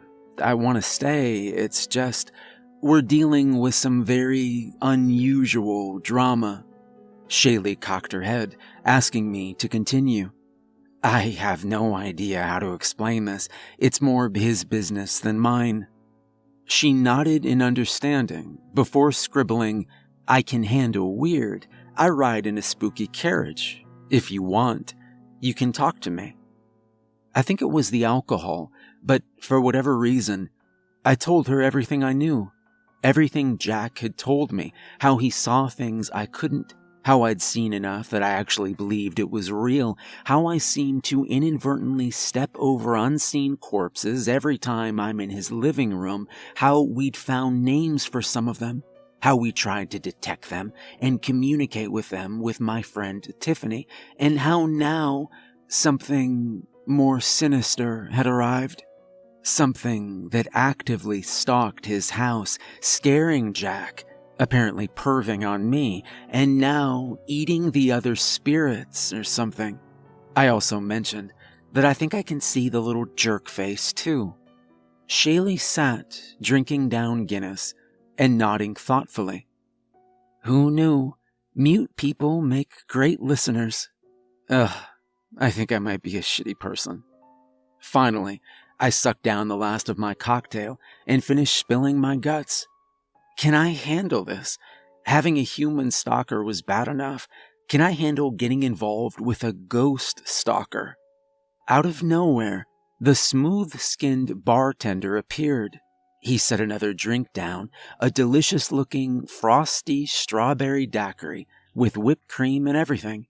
On the house. May I be so bold as to offer a few words? If you're giving me this delicious thing, you can say anything. Well, not anything, but, yes, you can talk. He chuckled at my slightly tipsy response. That should be your last, I think, but based on what I heard, there's no shame in leaving if you feel overwhelmed. He stood by you when your ex broke in, sure, but that doesn't mean you owe him. But here's the thing. It doesn't sound like he wants you to owe him. And it sounds like you don't want to leave, even if you did. The man had a voice, like musical honey. I let his words ring in my ears as I pondered them. Maybe I'm tipsy, but I think you're right. Thank you, smooth, honey-tongued stranger. You are indeed tipsy, but that's okay. No more after that one. I took a long swig of my delicious daiquiri, giving myself a brain freeze naturally, before turning to my silent companion. She was busy scribbling something. I tried to lean over and read, but she covered it up, so I sat, sipping my sugary drink. When it was all gone, I'd made up my mind. Jack's a great guy. I'll stick with him. I hope the creepy head thing isn't always part of the package. Shaylee looked up at me and smiled. She tore a scrap off her pad and scribbled down, "It won't." How do you know? You some kind of severed head expert? She shrugged and looked away in an exaggeratedly embarrassed manner, as if to say, maybe. She scribbled down one more thing. It said, "Give this to Jack. It will help you both." She slipped a folded-up paper into my palm, then gave my hand a brief squeeze before getting up and walking out the door. Her exit was very abrupt. "Why don't I walk you home?" It was the smooth man. I trusted him to be a gentleman, but I have no idea why. "What about the bar?" "It's been closed since 8. I've just been hanging around." What? "Don't worry. The barkeeps have been paid. Let's get you home." He calmly guided me through the streets. Thankfully, I wasn't so drunk I was stumbling or anything, but it was nice to not have to walk home alone at night. When we reached my building, he took his leave. "Will you make it up the stairs?" "I'm not that tipsy. By the way, that was the best daiquiri I've ever had. Thanks.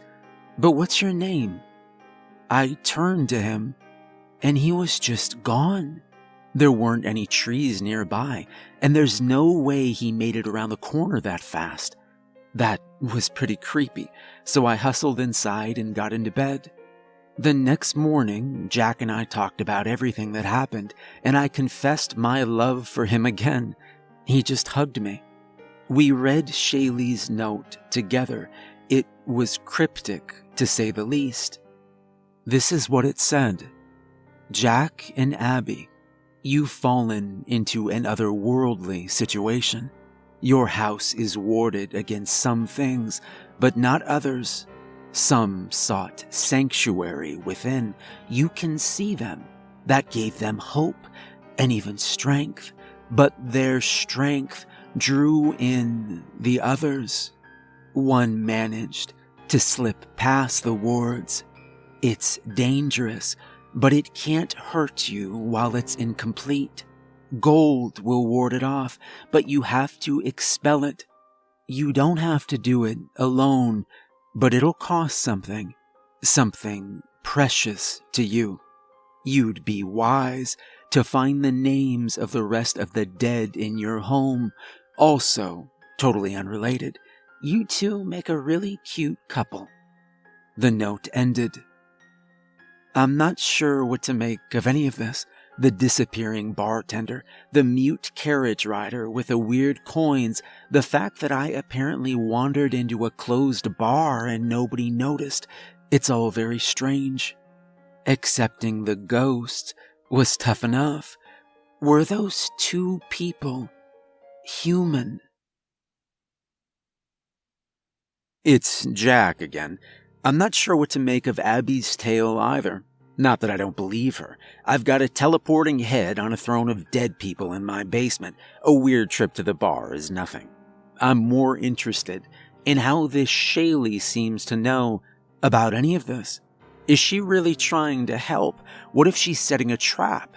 And what does she mean by a price? Something precious? I don't know. I appreciate the advice we've gotten, and I'll see how Jerkface reacts to gold. But Shaylee sounds a bit Faustian. Up yours, you little shit. Okay, Shaylee was right. Jerkface is afraid of gold for some reason. I think we got rid of him. Screw you, you little spectral asshat. Now I can fix my basement window and put my house back together and figure out what to do with all these corpses. With all that said, let me back up. It's been about a week since Abby's trip to the bar. Neither of us have seen the mysterious rider or carriage since then. I did some digging. Our region doesn't have horse-drawn carriage as an attraction. In order to ride a horse-drawn carriage, you need to register for various things with the city, and nobody's on file. So either Shaylee is something otherworldly, or she's riding illegally. I suppose she could be both, too. Either way, it's kinda sketchy. All the same, we took her advice. Abby lent me some gold jewelry of hers. I put on all the rings and the gold necklace chain before returning to my house once more. Even though I went in the morning on a bright sunny day, it was downright eerie in there. The door creaked ominously as I pushed it open and stared into the darkened halls. It was cold in there. I could actually see my breath in places. The bloodstains on the floor didn't help either. I made my way into the living room, where I discovered that Justin had now vanished, leaving behind a black substance in the carpet. Frank was there, but he looked even more dead than usual. I actually stopped to take a look, because I could just see that something was different. He looked more decayed. Pieces of him were missing, mostly the skull fragments. Was Jerkface actually eating him? Abby put a hand on my shoulder, which gave me a bit more courage. I made my way to the basement, and I threw open the door. A blast of even colder air hit Abby and I. She shivered and wrapped her arms around herself. Okay, you want to wait here? Nah, I'll come with you. You feel that, right? The cold? Yes, but something else. Also, that smell. Old cheese? Yeah, does it always smell like that? Not at first. It's gotten stronger. It's freaking me out that I can sense it more. I put a hand on her shoulder and hoped it was as reassuring as hers was. Me too. You still don't see Frank? No, your carpet looks completely clean to me. I really wish I knew why only I can see these bodies, but she can sense Jerkface. Jerkface is something different. We steeled ourselves and descended into the dank cold of the basement. The pile of bodies was right where I left it, and there was Jerkface, sitting on top, but he wasn't grinning this time. His dried lips had somehow curled into an angry snarl, and his normally milky white eye now possessed an oversized black pupil that fixed itself on me. A few things happened next. First, Abby grabbed hold of my arm and let out a cry of fright. "I see it, Jack. I see the head," she called as she clung to me. Then, Jerkface did something I've never seen him do before. He moved. It was subtle. The pupil in his eye shifted focus from me over to Abby. I saw the movement clear as day, and I almost jumped out of my skin. I tried and failed to be brave. I stumbled back, away from the horrid thing that was now breaking its own rules. Somehow I managed to hold up the hands wearing all the gold rings, and Jerkface's beady eye flitted back to me, and I swear its scowl intensified. After a few tense moments, Abby nudged me, and we both took a step forward. "Time to leave," I managed to stutter out. Jerkface remained still, aside from its eye, which flitted around like a buzzing fly, pointing from me to Abby, to the gold rings, and back to me again. I summoned up my courage and took another step forward, and all hell broke loose.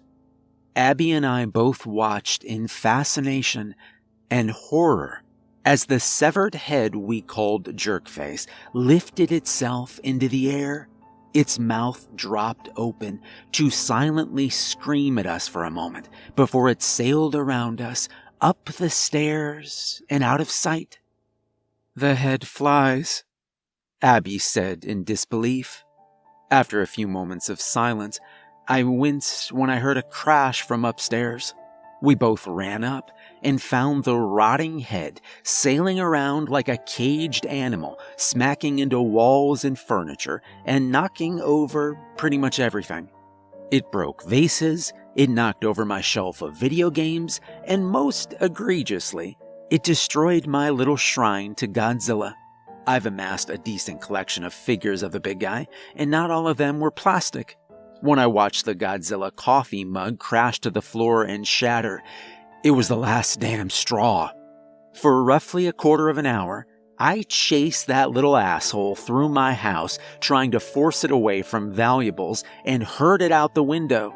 Naturally, it refused to leave. Or maybe it couldn't. Abby opened the front door and all the windows she could, but it refused to fly through them. Somehow we ended up chasing it back downstairs, where it opened the door to a closet with its teeth and sailed inside. I ran in after it, then breathed a sigh of relief. Jerkface was gone. There's a small basement window in this closet, and it had been shattered. For whatever reason, it didn't mind exiting through this one. By the look of the water stains and glass on the floor, this window had likely been shattered for a while. I have a feeling this is how Jerkface got in the house in the first place. Somehow I hadn't noticed one of the windows was broken while I was mowing the lawn for the past 3 weeks. To be fair, it's obscured by a window well on the outside. But anyway, the point is Jerkface left the same way. I shut the door to that closet and left the gold chain on the doorknob. I hope that's enough to keep that little asshole out. The effects of him leaving were immediate. First off, the cold throughout the house began to dissipate. I could literally feel the warmth coming back. Secondly, the pile of bodies scattered themselves. Most of them were kind enough to lay themselves out in the basement, but a few appeared upstairs with Frank. There are some pretty grotesque-looking figures. Some are broken, some are burned, some aren't much more than bones. One poor guy had a freaking pole through his skull. I spent some time looking at them all. In total, I have 15 bodies in my house now. I think I have names for all of them, but Abby and I still need to confirm them. Finally, Justin and Tina are back in their old places. As weird as it sounds, I'm kinda glad. They look like they've been through the ringer. Tina's skirt is back, but it definitely looks like an animal had been chewing on it, and she just looks grayer, more desiccated. It's hard to explain. I'm not saying they look like they've decomposed more. That would actually make sense. I'm saying they look less. I don't know. I honestly don't know what Jerkface was doing with these souls. We spent the rest of the day picking up the mess Jerkface made of my house. He broke several picture frames, a bunch of dishes, and he knocked the 2 or 3 plants I have over. I panicked a little when I couldn't find the centerpiece of my Godzilla shrine. It may not seem special, it's just an old cheaply made plastic Godzilla toy. His eyes are crudely painted, and his lips are red for some reason. But that shitty little toy with a broken tail is my oldest toy. I had it back in grade school. I found it across the room with a plant on top of it. You'll pay for that one, Jerkface. A few days later, my house was back in order. Well, aside from the corpses. Abby got Tiffany to help us do some research. We've confirmed names for most of the bodies in my house. There's Thomas Jane, a stockbroker who'd been hit by a car after he stumbled out of a party. There's Genevieve Williams, an engineer who'd left a party only to be killed by her own boyfriend in a drunken rage. There's Decker Bentley, another stockbroker who'd left a party and crashed into a fence after swerving to avoid a drunk driver. That's the guy with the pipe through his head. There's more, but I don't need to list them all. There's only one thing all of them have in common, with a possible exception of Justin, and that's that they were all at or leaving parties late at night before they died. Most of them are from nearby. Only 3 died out of state, and all of them were only in the next state over. Some are murder victims, some aren't. Only Tina and Justin have any mystery to their deaths. Frank is the most recent. He died only 2 years ago. The oldest, so far, died in the early 90s.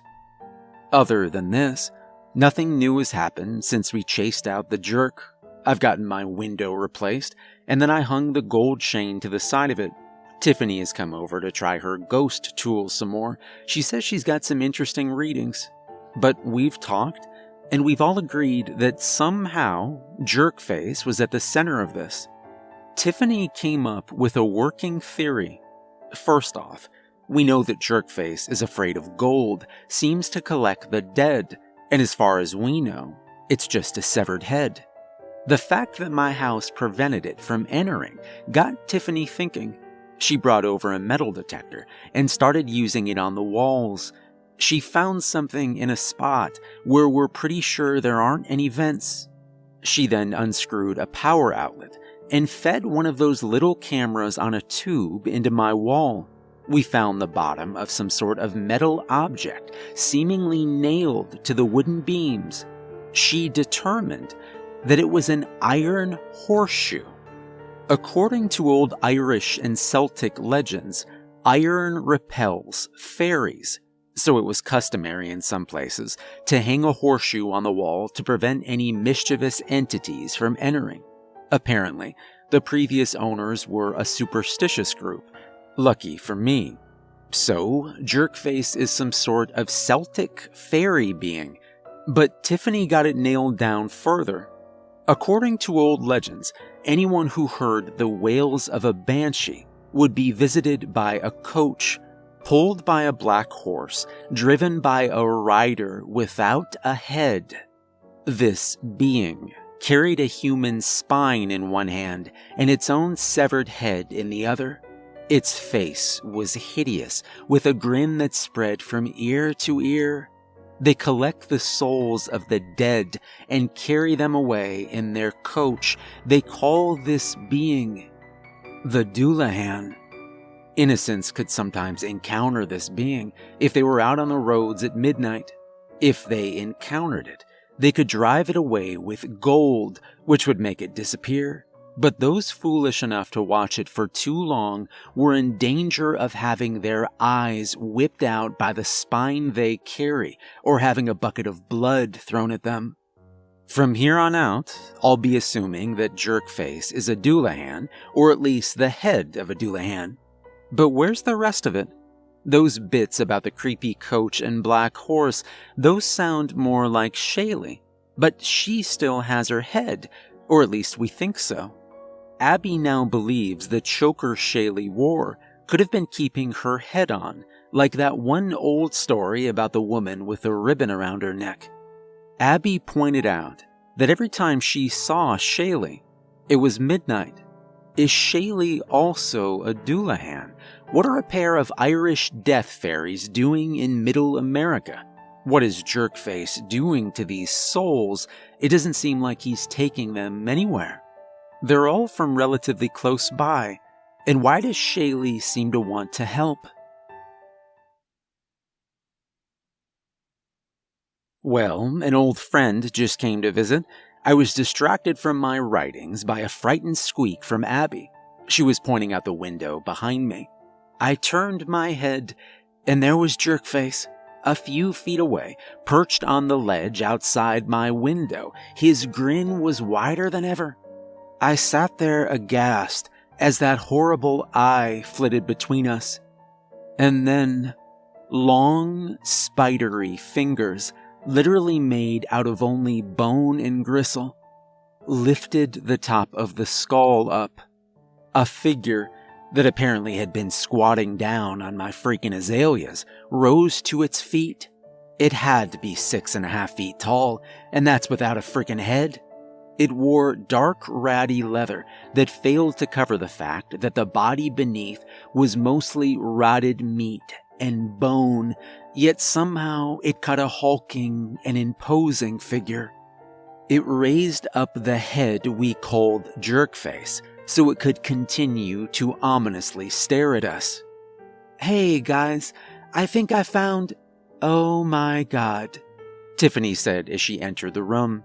It seemed she could see the headless skeletal revenant outside my window too. Seconds ticked by in tense silence, and slowly the window began to fog up as if it were icy cold out there.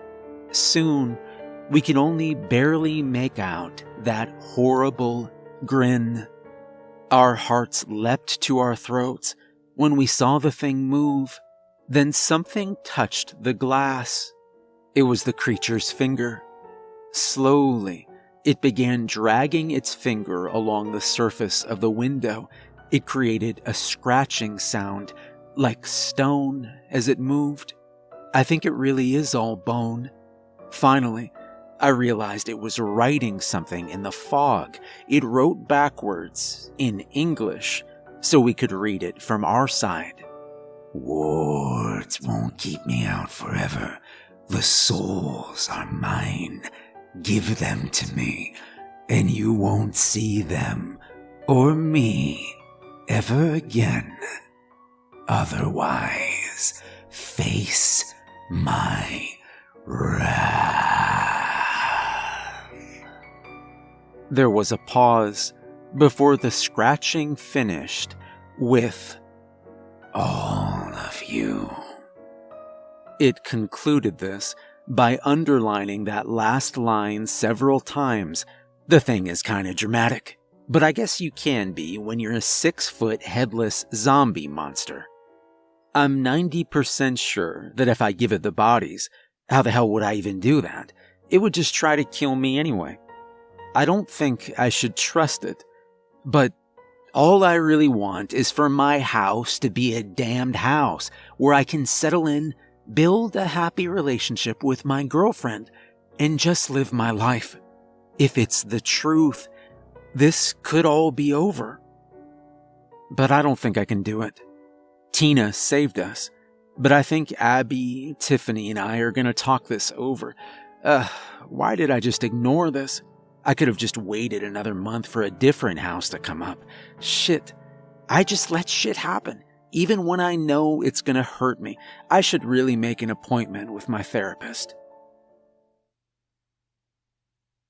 Spare a thought for Shaylee the Doulahan. She's a quiet lady who opted to do very lonely work. She has a long trip home ahead of her. I don't think she likes humans very much, but that doesn't stop her from doing her duty. I wish her the best, and I hope my old friend keeps her company. If you see her, try not to stare. It's not safe.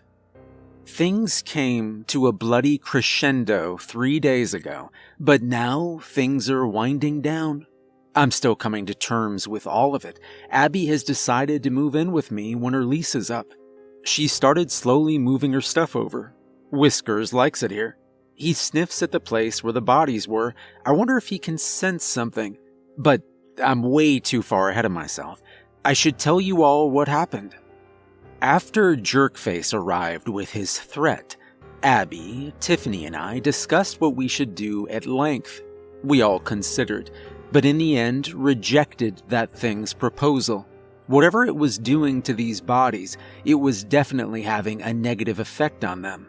As much as I want them all gone, I'm not giving them to a monster. Based on our research, they were just regular people, saints and sinners alike. Jerkface made it clear it had little regard for them other than, as it said, those souls are mine. But once we'd made that decision, the next one was the hard one. What do we do? Tiffany slept on my couch that night. I wouldn't want to go outside after seeing that thing either. The next day, we all had to call off work. I looked out the window and found that Jerkface never left. It stood there in the middle of my backyard with its head under its arm, staring in at us. For some reason, I was the only one that could see it. Abby and Tiff saw it before, but not now. It just stood there, barely moving. The sunlight made parts of its meaty hide glisten. Scared as she was, Tiffany was excited. I've spent my whole life hoping for a hint of something supernatural. I'm a skeptic, but I don't want to be a damn skeptic. I want to find ghosts. You've got one? I just need to record it somehow. I couldn't blame her. If this shit was happening to me, I'd find it fascinating too. I let her set up a camera that pointed at Jerkface and then walked her to her car. She drove off for supplies. She was back a few hours later with more recording devices. I ran out with all the gold on me to help her, and when we got back, the jerk had vanished. The flowers might have worked, Tiffany said. She guided me to her trunk. Hey, marsh marigolds. They're supposed to keep the fae away too. I can't say for sure if it was the flowers that scared off the jerk, but I wasn't going to turn down the extra protection. We put them under my windows. All three of us spent the rest of the day going over everything we knew. We were trying to prepare. We just had no real idea what we were preparing for. The corpses just lay there, as devoid of answers as ever. I went into the basement and just shouted at them for help. You know, Tina managed to move when she wanted. Why can't the rest of you help? After a minute of that, I burst out laughing. It was all pretty absurd. Here I was, yelling at the bodies only I can see about pulling their weight in the fight against the magical headless death fairy that runs from shiny objects. This is my life now, because I didn't have the guts to say no when there was something weird about a house. As I sat there stewing, for just a second I swore I felt something. It was the same sort of feeling I got when Abby laid a comforting hand on my shoulder. It was apologetic, thankful, sympathetic, and almost sheepish all at once. I didn't feel it physically, but I felt it all around me at the same time, and then it was gone. Was that just in my head? Or were the spirits here telling me, sorry, we're putting you through this? Why am I certain that most of that feeling came from Frank upstairs? Before I knew it, night had fallen, and suddenly everything became eerie and foreboding again. It was a warm summer evening, but all the same, a cold mist seemed to rise from the earth. It curled around bushes, cars, and mailboxes, and made pretty much every innocent shadow briefly look like a prowling monster. We ate dinner in silence and kept an uneasy vigil on both sides of my yard. At some point past 10, the power to the whole frickin' neighborhood went out. Oh shit. Abby, Tiffany, and I said it together. I used my phone's light to seek out my candles and flashlights, but before I could find them, a sound like the crack of a whip came from somewhere outside. It was followed by the sound of a pot shattering. We heard the crack again, then again, many more times, all around my house. I think it's attacking the plant pots, Abby whispered. Even if it kills them, it can't get in, right? I said back. The legend says no, but I honestly don't know. It's a legend. Who knows what's true and what isn't? Tiffany replied. We cowered closer when we heard the whip crack once again. Can we call for help? Abby asked.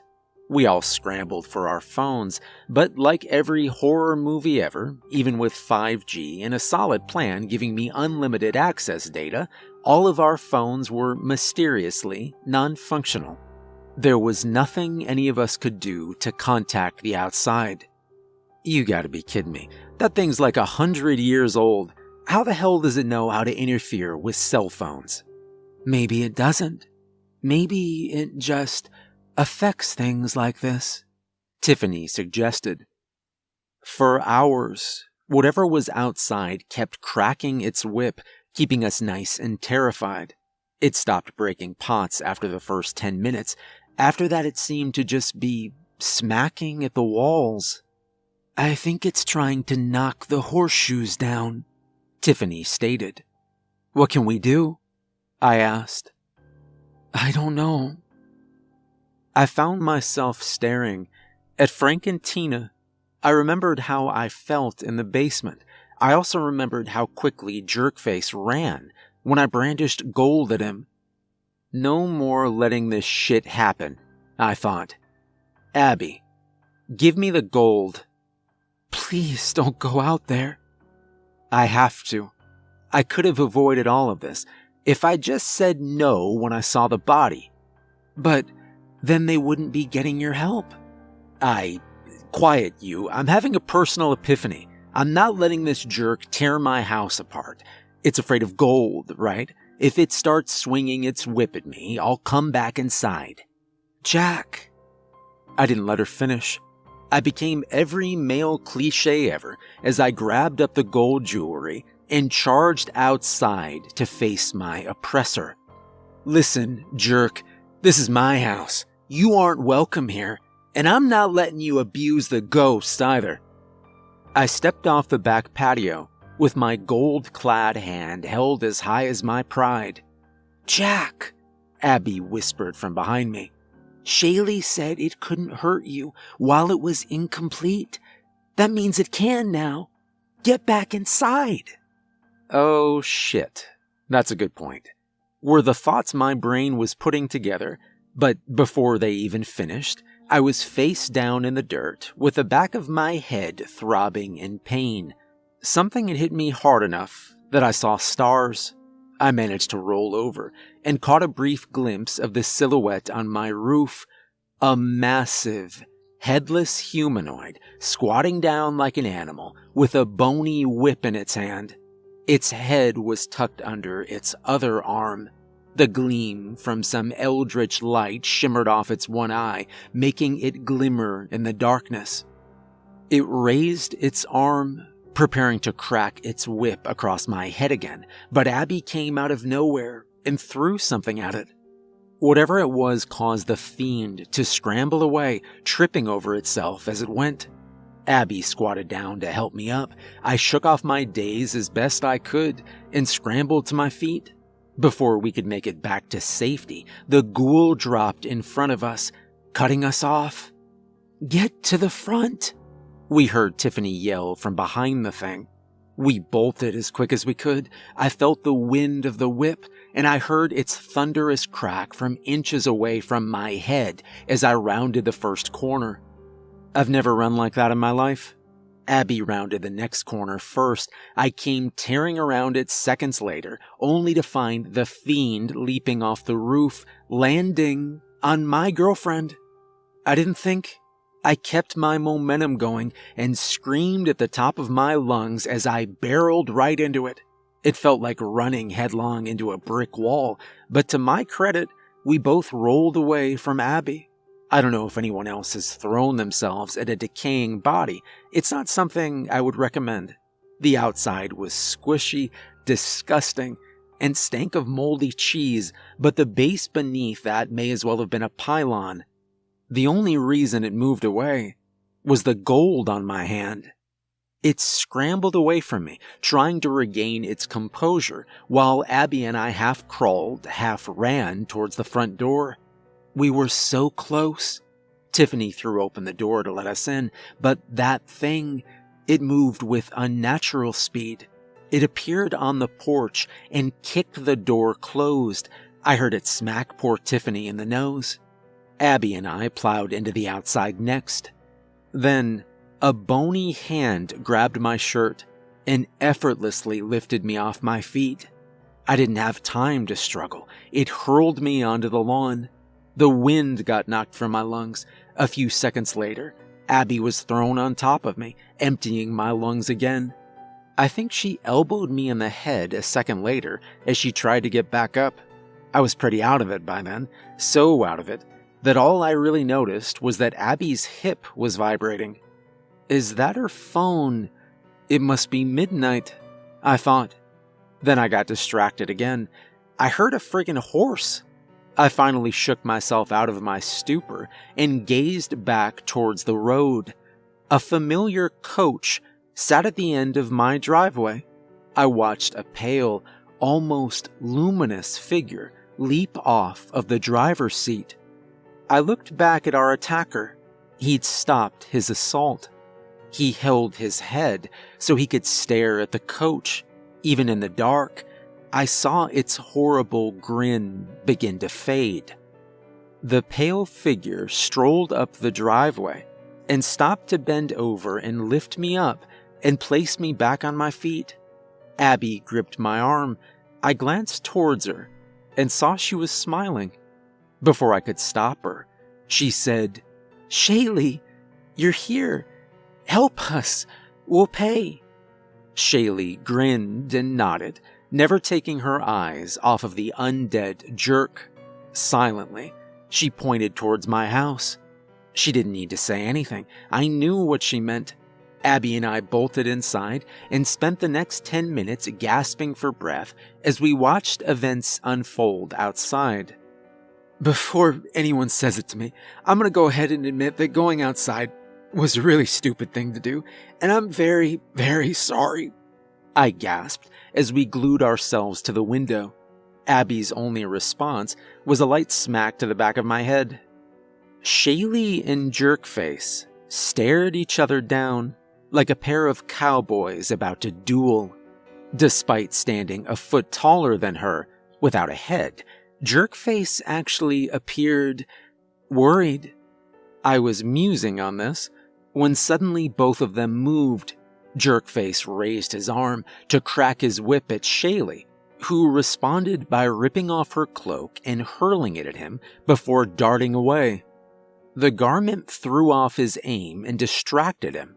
He finally tore it away and charged after her into the dark. "You think she can beat him?" Tiffany asked. "I mean, she's not falling apart like he is," Abby replied. "True, but he's huge. Also, who is she? Is that Shaylee?" "Yeah." "Why is she helping us, I wonder?" "I told her we'd pay," Abby said. "Wait, you told her you'd pay her what?" I don't know," Abby replied. The color drained from Tiffany's face. "You agreed to something with a fae without knowing what it is?" "Yeah, we needed help. She just said it would be something precious." "Abby, that could be anything. She might make you pay with your life or Jack's life." Abby went pale then, as did I. The terrified silence hung in the air before it was shattered by the crack of whips somewhere in the distance. The two beings' battle seemed to take them all over the neighborhood. We only caught glimpses of them in the darkened streets, a shadow here, the sounds of a whip or glass shattering there, and at one point a car alarm went off somewhere in the neighborhood. "Guys?" I asked after a tense 15 minutes. They both looked at me. "I can't believe this is real." Maybe it was my head wound, but I was having some sort of existential crisis. Ghosts were hard enough to accept, but these two things, this is not the world I thought I was living in. "We'll get through this." That was comforting, but it wasn't the point. Even if we do, they'll still be out there. It's really hard to accept that the world is far different than you think it is. I actually slumped away from the front window and sat between Tina and Frank. "This shit's crazy," I whispered to nobody in particular. I got a response this time. The same sensation from the basement, just a feeling. Empathy, sorrow, and a new one. I can only describe it as the desire to fix. Imagine you just heard a passionate speech from a reformed inmate who planned to make up for all of their mistakes. Furthermore, imagine you aren't skeptical about how serious they are. If you can imagine that feeling, that's basically what I felt. Then, I suddenly knew what I had to do. I got up and ran to the other room, lighting the way with my phone. I grabbed the list of names we'd made of all the ghosts in my house. I scanned through it. Some of them were wrong, or at least spelled wrong. For some reason, I knew that mattered. I ran into the basement. I looked at every corpse until I was sure I had their name right. Abby and Tiffany screamed above me. Apparently, Jerkface had reappeared. I kept working. I heard whips cracking outside. I think I heard one of my windows break, but I ignored that. I had to be sure the names were right. Finally, I was sure. I ran up the stairs. "Jack, I think the rotting one is winning," Abby said fearfully. "Have you seen Shaylee?" I replied. "She's with her carriage right now. She looks hurt. I don't see Jerkface." "Abby, I 100% promise that I will not make a habit of charging into danger. I get it if you aren't okay with this, but there's something I have to do." Once again, I sprinted out the front door, ignoring any cries of protest. I flung it closed behind me and bolted for the carriage. I used my phone's light to find Shaylee. She was a mess.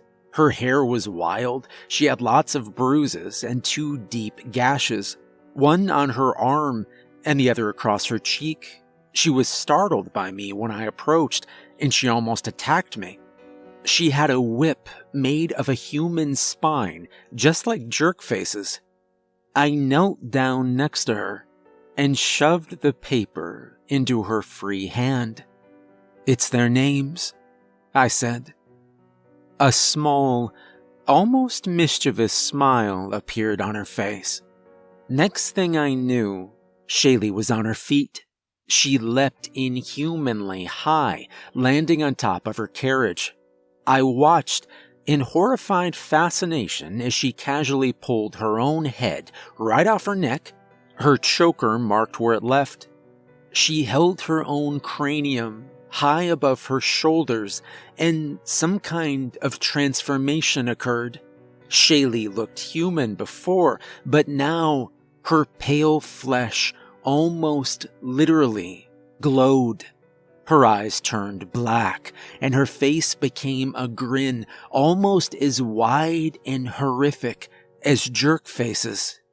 Looking upon her now, it was clear that whatever she was, it wasn't and had never been human. And then she spoke. Well, her severed head spoke. Her voice was like thunder. "Franklin Chaplin." The sound was deafening. She paused for a few seconds before starting again. "Tina Pulowski." Another pause. "Justin Taylor." She kept going. She spoke a name, she paused, and she spoke another name. I watched her. It was hard to take my eyes away. Then I remembered I shouldn't be watching. The Dullahans attack people who watch, so I looked away, and I found Jerkface right behind me. How is something so big, so quiet? Whatever damage he'd done to Shaylee, she'd given back to him threefold.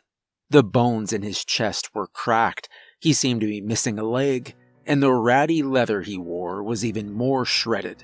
He appeared to have lost his whip, but that gave him a free hand.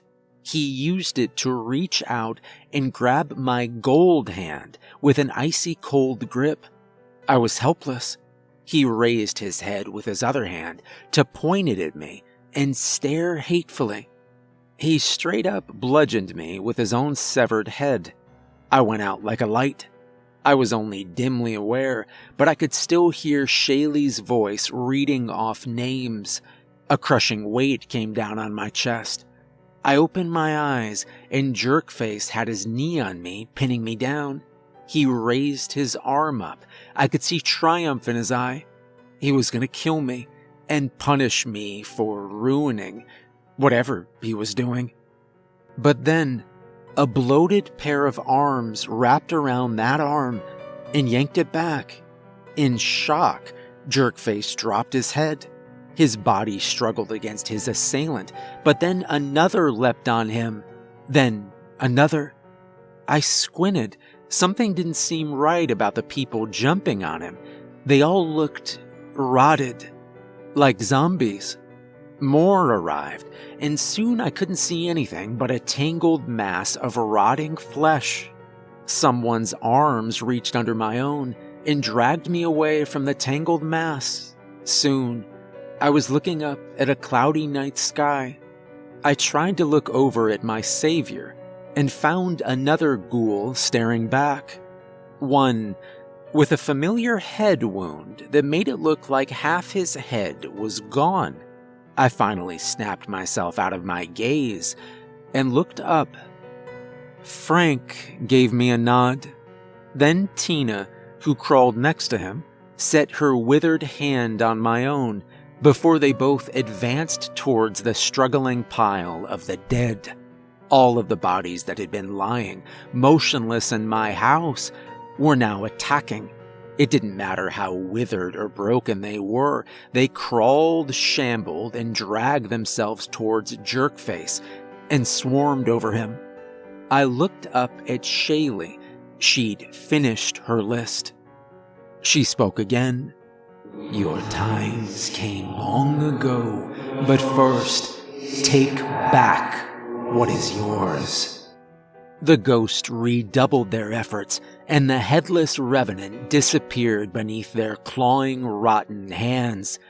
I looked away. My head was throbbing from multiple blows. I wondered briefly if I had a concussion. When I looked back, the corpses were gone. In their place were very normal-looking people. A young man stepped towards me, smiling as he reached down and he helped me to my feet. I recognized him by his office wear. Sorry for the trouble. Thanks for your help. You're Frank? Yeah, I can't tell you much. He glanced up at the specter that was Shaylee, who kept her head held aloft, watching things play out. I know you probably have a ton of questions. All I can tell you is that thing captured a bunch of us after we died. It's been feeding on us. It's also been trying to force us to have a party. I'm not sure what it thought we could do while, dead. It wanted to have a party? I asked incredulously. Yeah, I don't get it either, man. So it went from party to party? Looking for dead people? Yeah, like I said, I don't get it either, Frank replied. Did it have a horse and coach? Nah, I think that's not his job anymore. We were interrupted when Shaylee cracked her whip. Well, hopefully this one isn't planning on abusing us too. Time for us to go. Sorry for bumming in your house. It was the only place he couldn't find me. I guess I'll go be dead now. I watched with a sentimental pang as Frank waved goodbye and stepped inside Shaylee's coach. All of the ghosts stopped to thank me before following him. Tina gave me a hug. You're a good man. Keep being good. My body's buried in the northern part of the park. I was killed by an obsessive stalker. They'll find all the evidence they need in Wesley Benson's trailer. I'll do what I can. Thanks for protecting Abby and I. I really hope you guys work out. You're super cute together. She kissed my cheek before hopping into the coach. Next came Justin. He shook my hand. Thanks, man.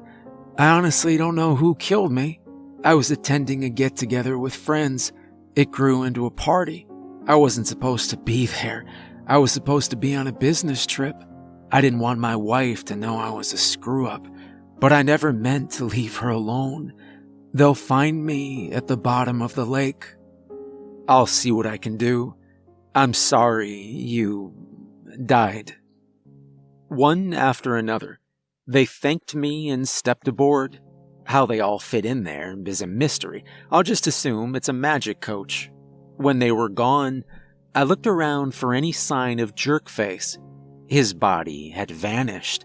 I did, however, see his head. It lay there on the ground, staring up at me. The crack of a whip made me jump out of my skin. When I looked at Jerkface again, his remaining eye was gone. I looked up at Shaylee, who still had a mischievous, demonic grin on her face. She spoke one more name. Crom-Dub the Fourth. Your time has come. Once the name was spoken, she casually put her head back on her neck, and soon a relatively normal woman stood in place of the insidious being. She hopped off her coach and grabbed up the jerk's head by his stringy hair before tossing it unceremoniously into her coach. Then she turned and stared at me. The clouds finally parted, and we got just enough moonlight to illuminate us. Even in her human form, I found myself terrified of her. Will they be safe? I asked. She answered with a shrug. Is it over? Abby called. Mostly. But we have to pay, I replied. Abby and Tiffany arrived on either side of me. Abby handed Shaylee a pad of paper and a pen. What do we owe you? I asked. The grin she gave us was downright sinister. She took the pad and paper and wrote something precious to you. I'm not giving you my girlfriend, I said.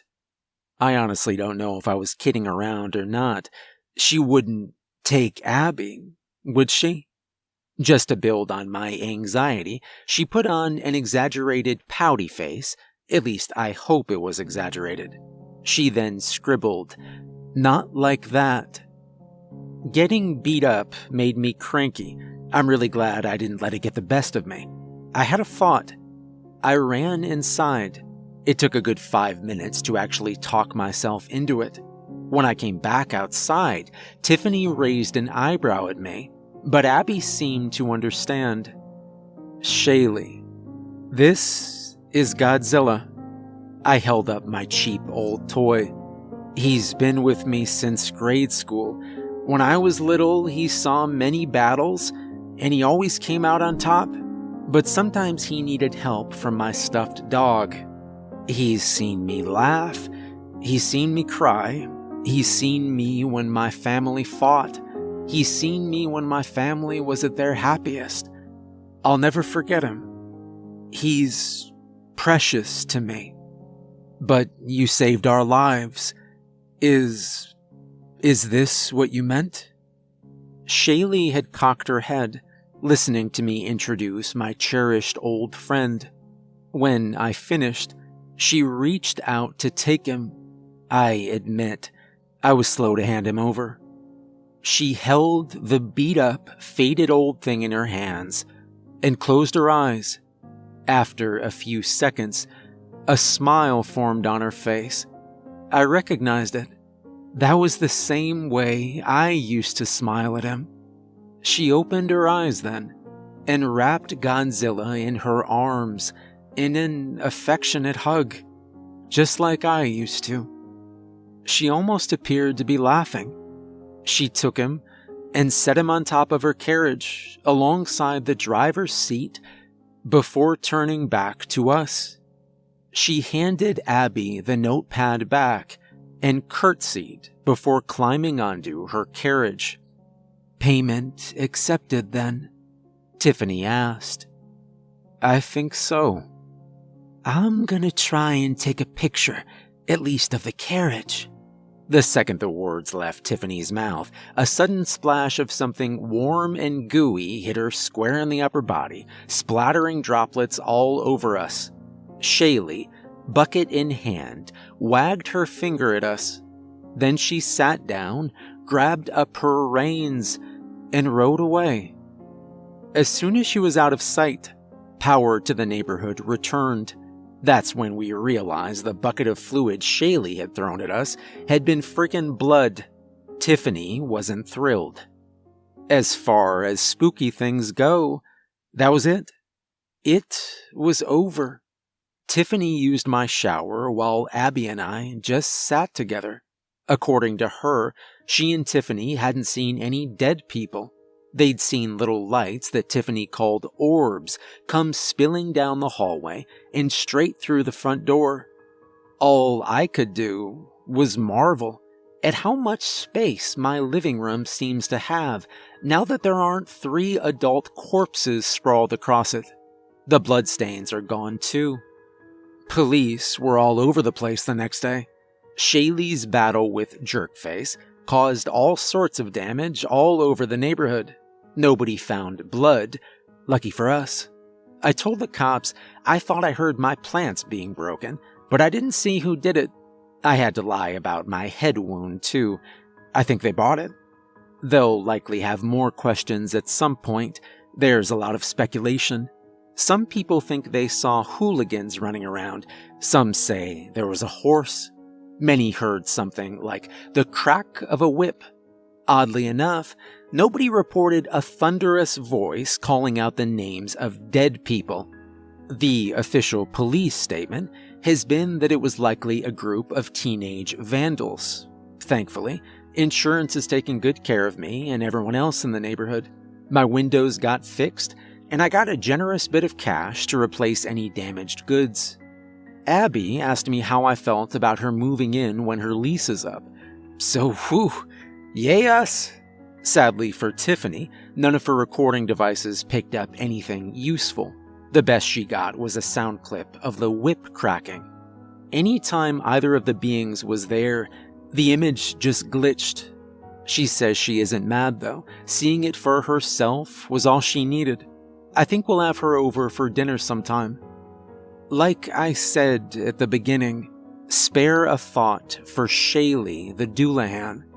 I think she followed Jerkface all the way from Europe. She saved a couple of random humans, and the only thing she asked for in return was a cheap memento to make her feel a little less lonely. I'm Jack, and I guess I see dead people. And occasionally, the ones that collect dead people. I have to just live with that. I'm left with a lot of uncertainty and the dread that comes with wondering what else is out there. Now, if you'll excuse me, I'm going to keep ignoring the fact that the hospital I work near now has a bunch of silent residents that spend the whole day just staring at me.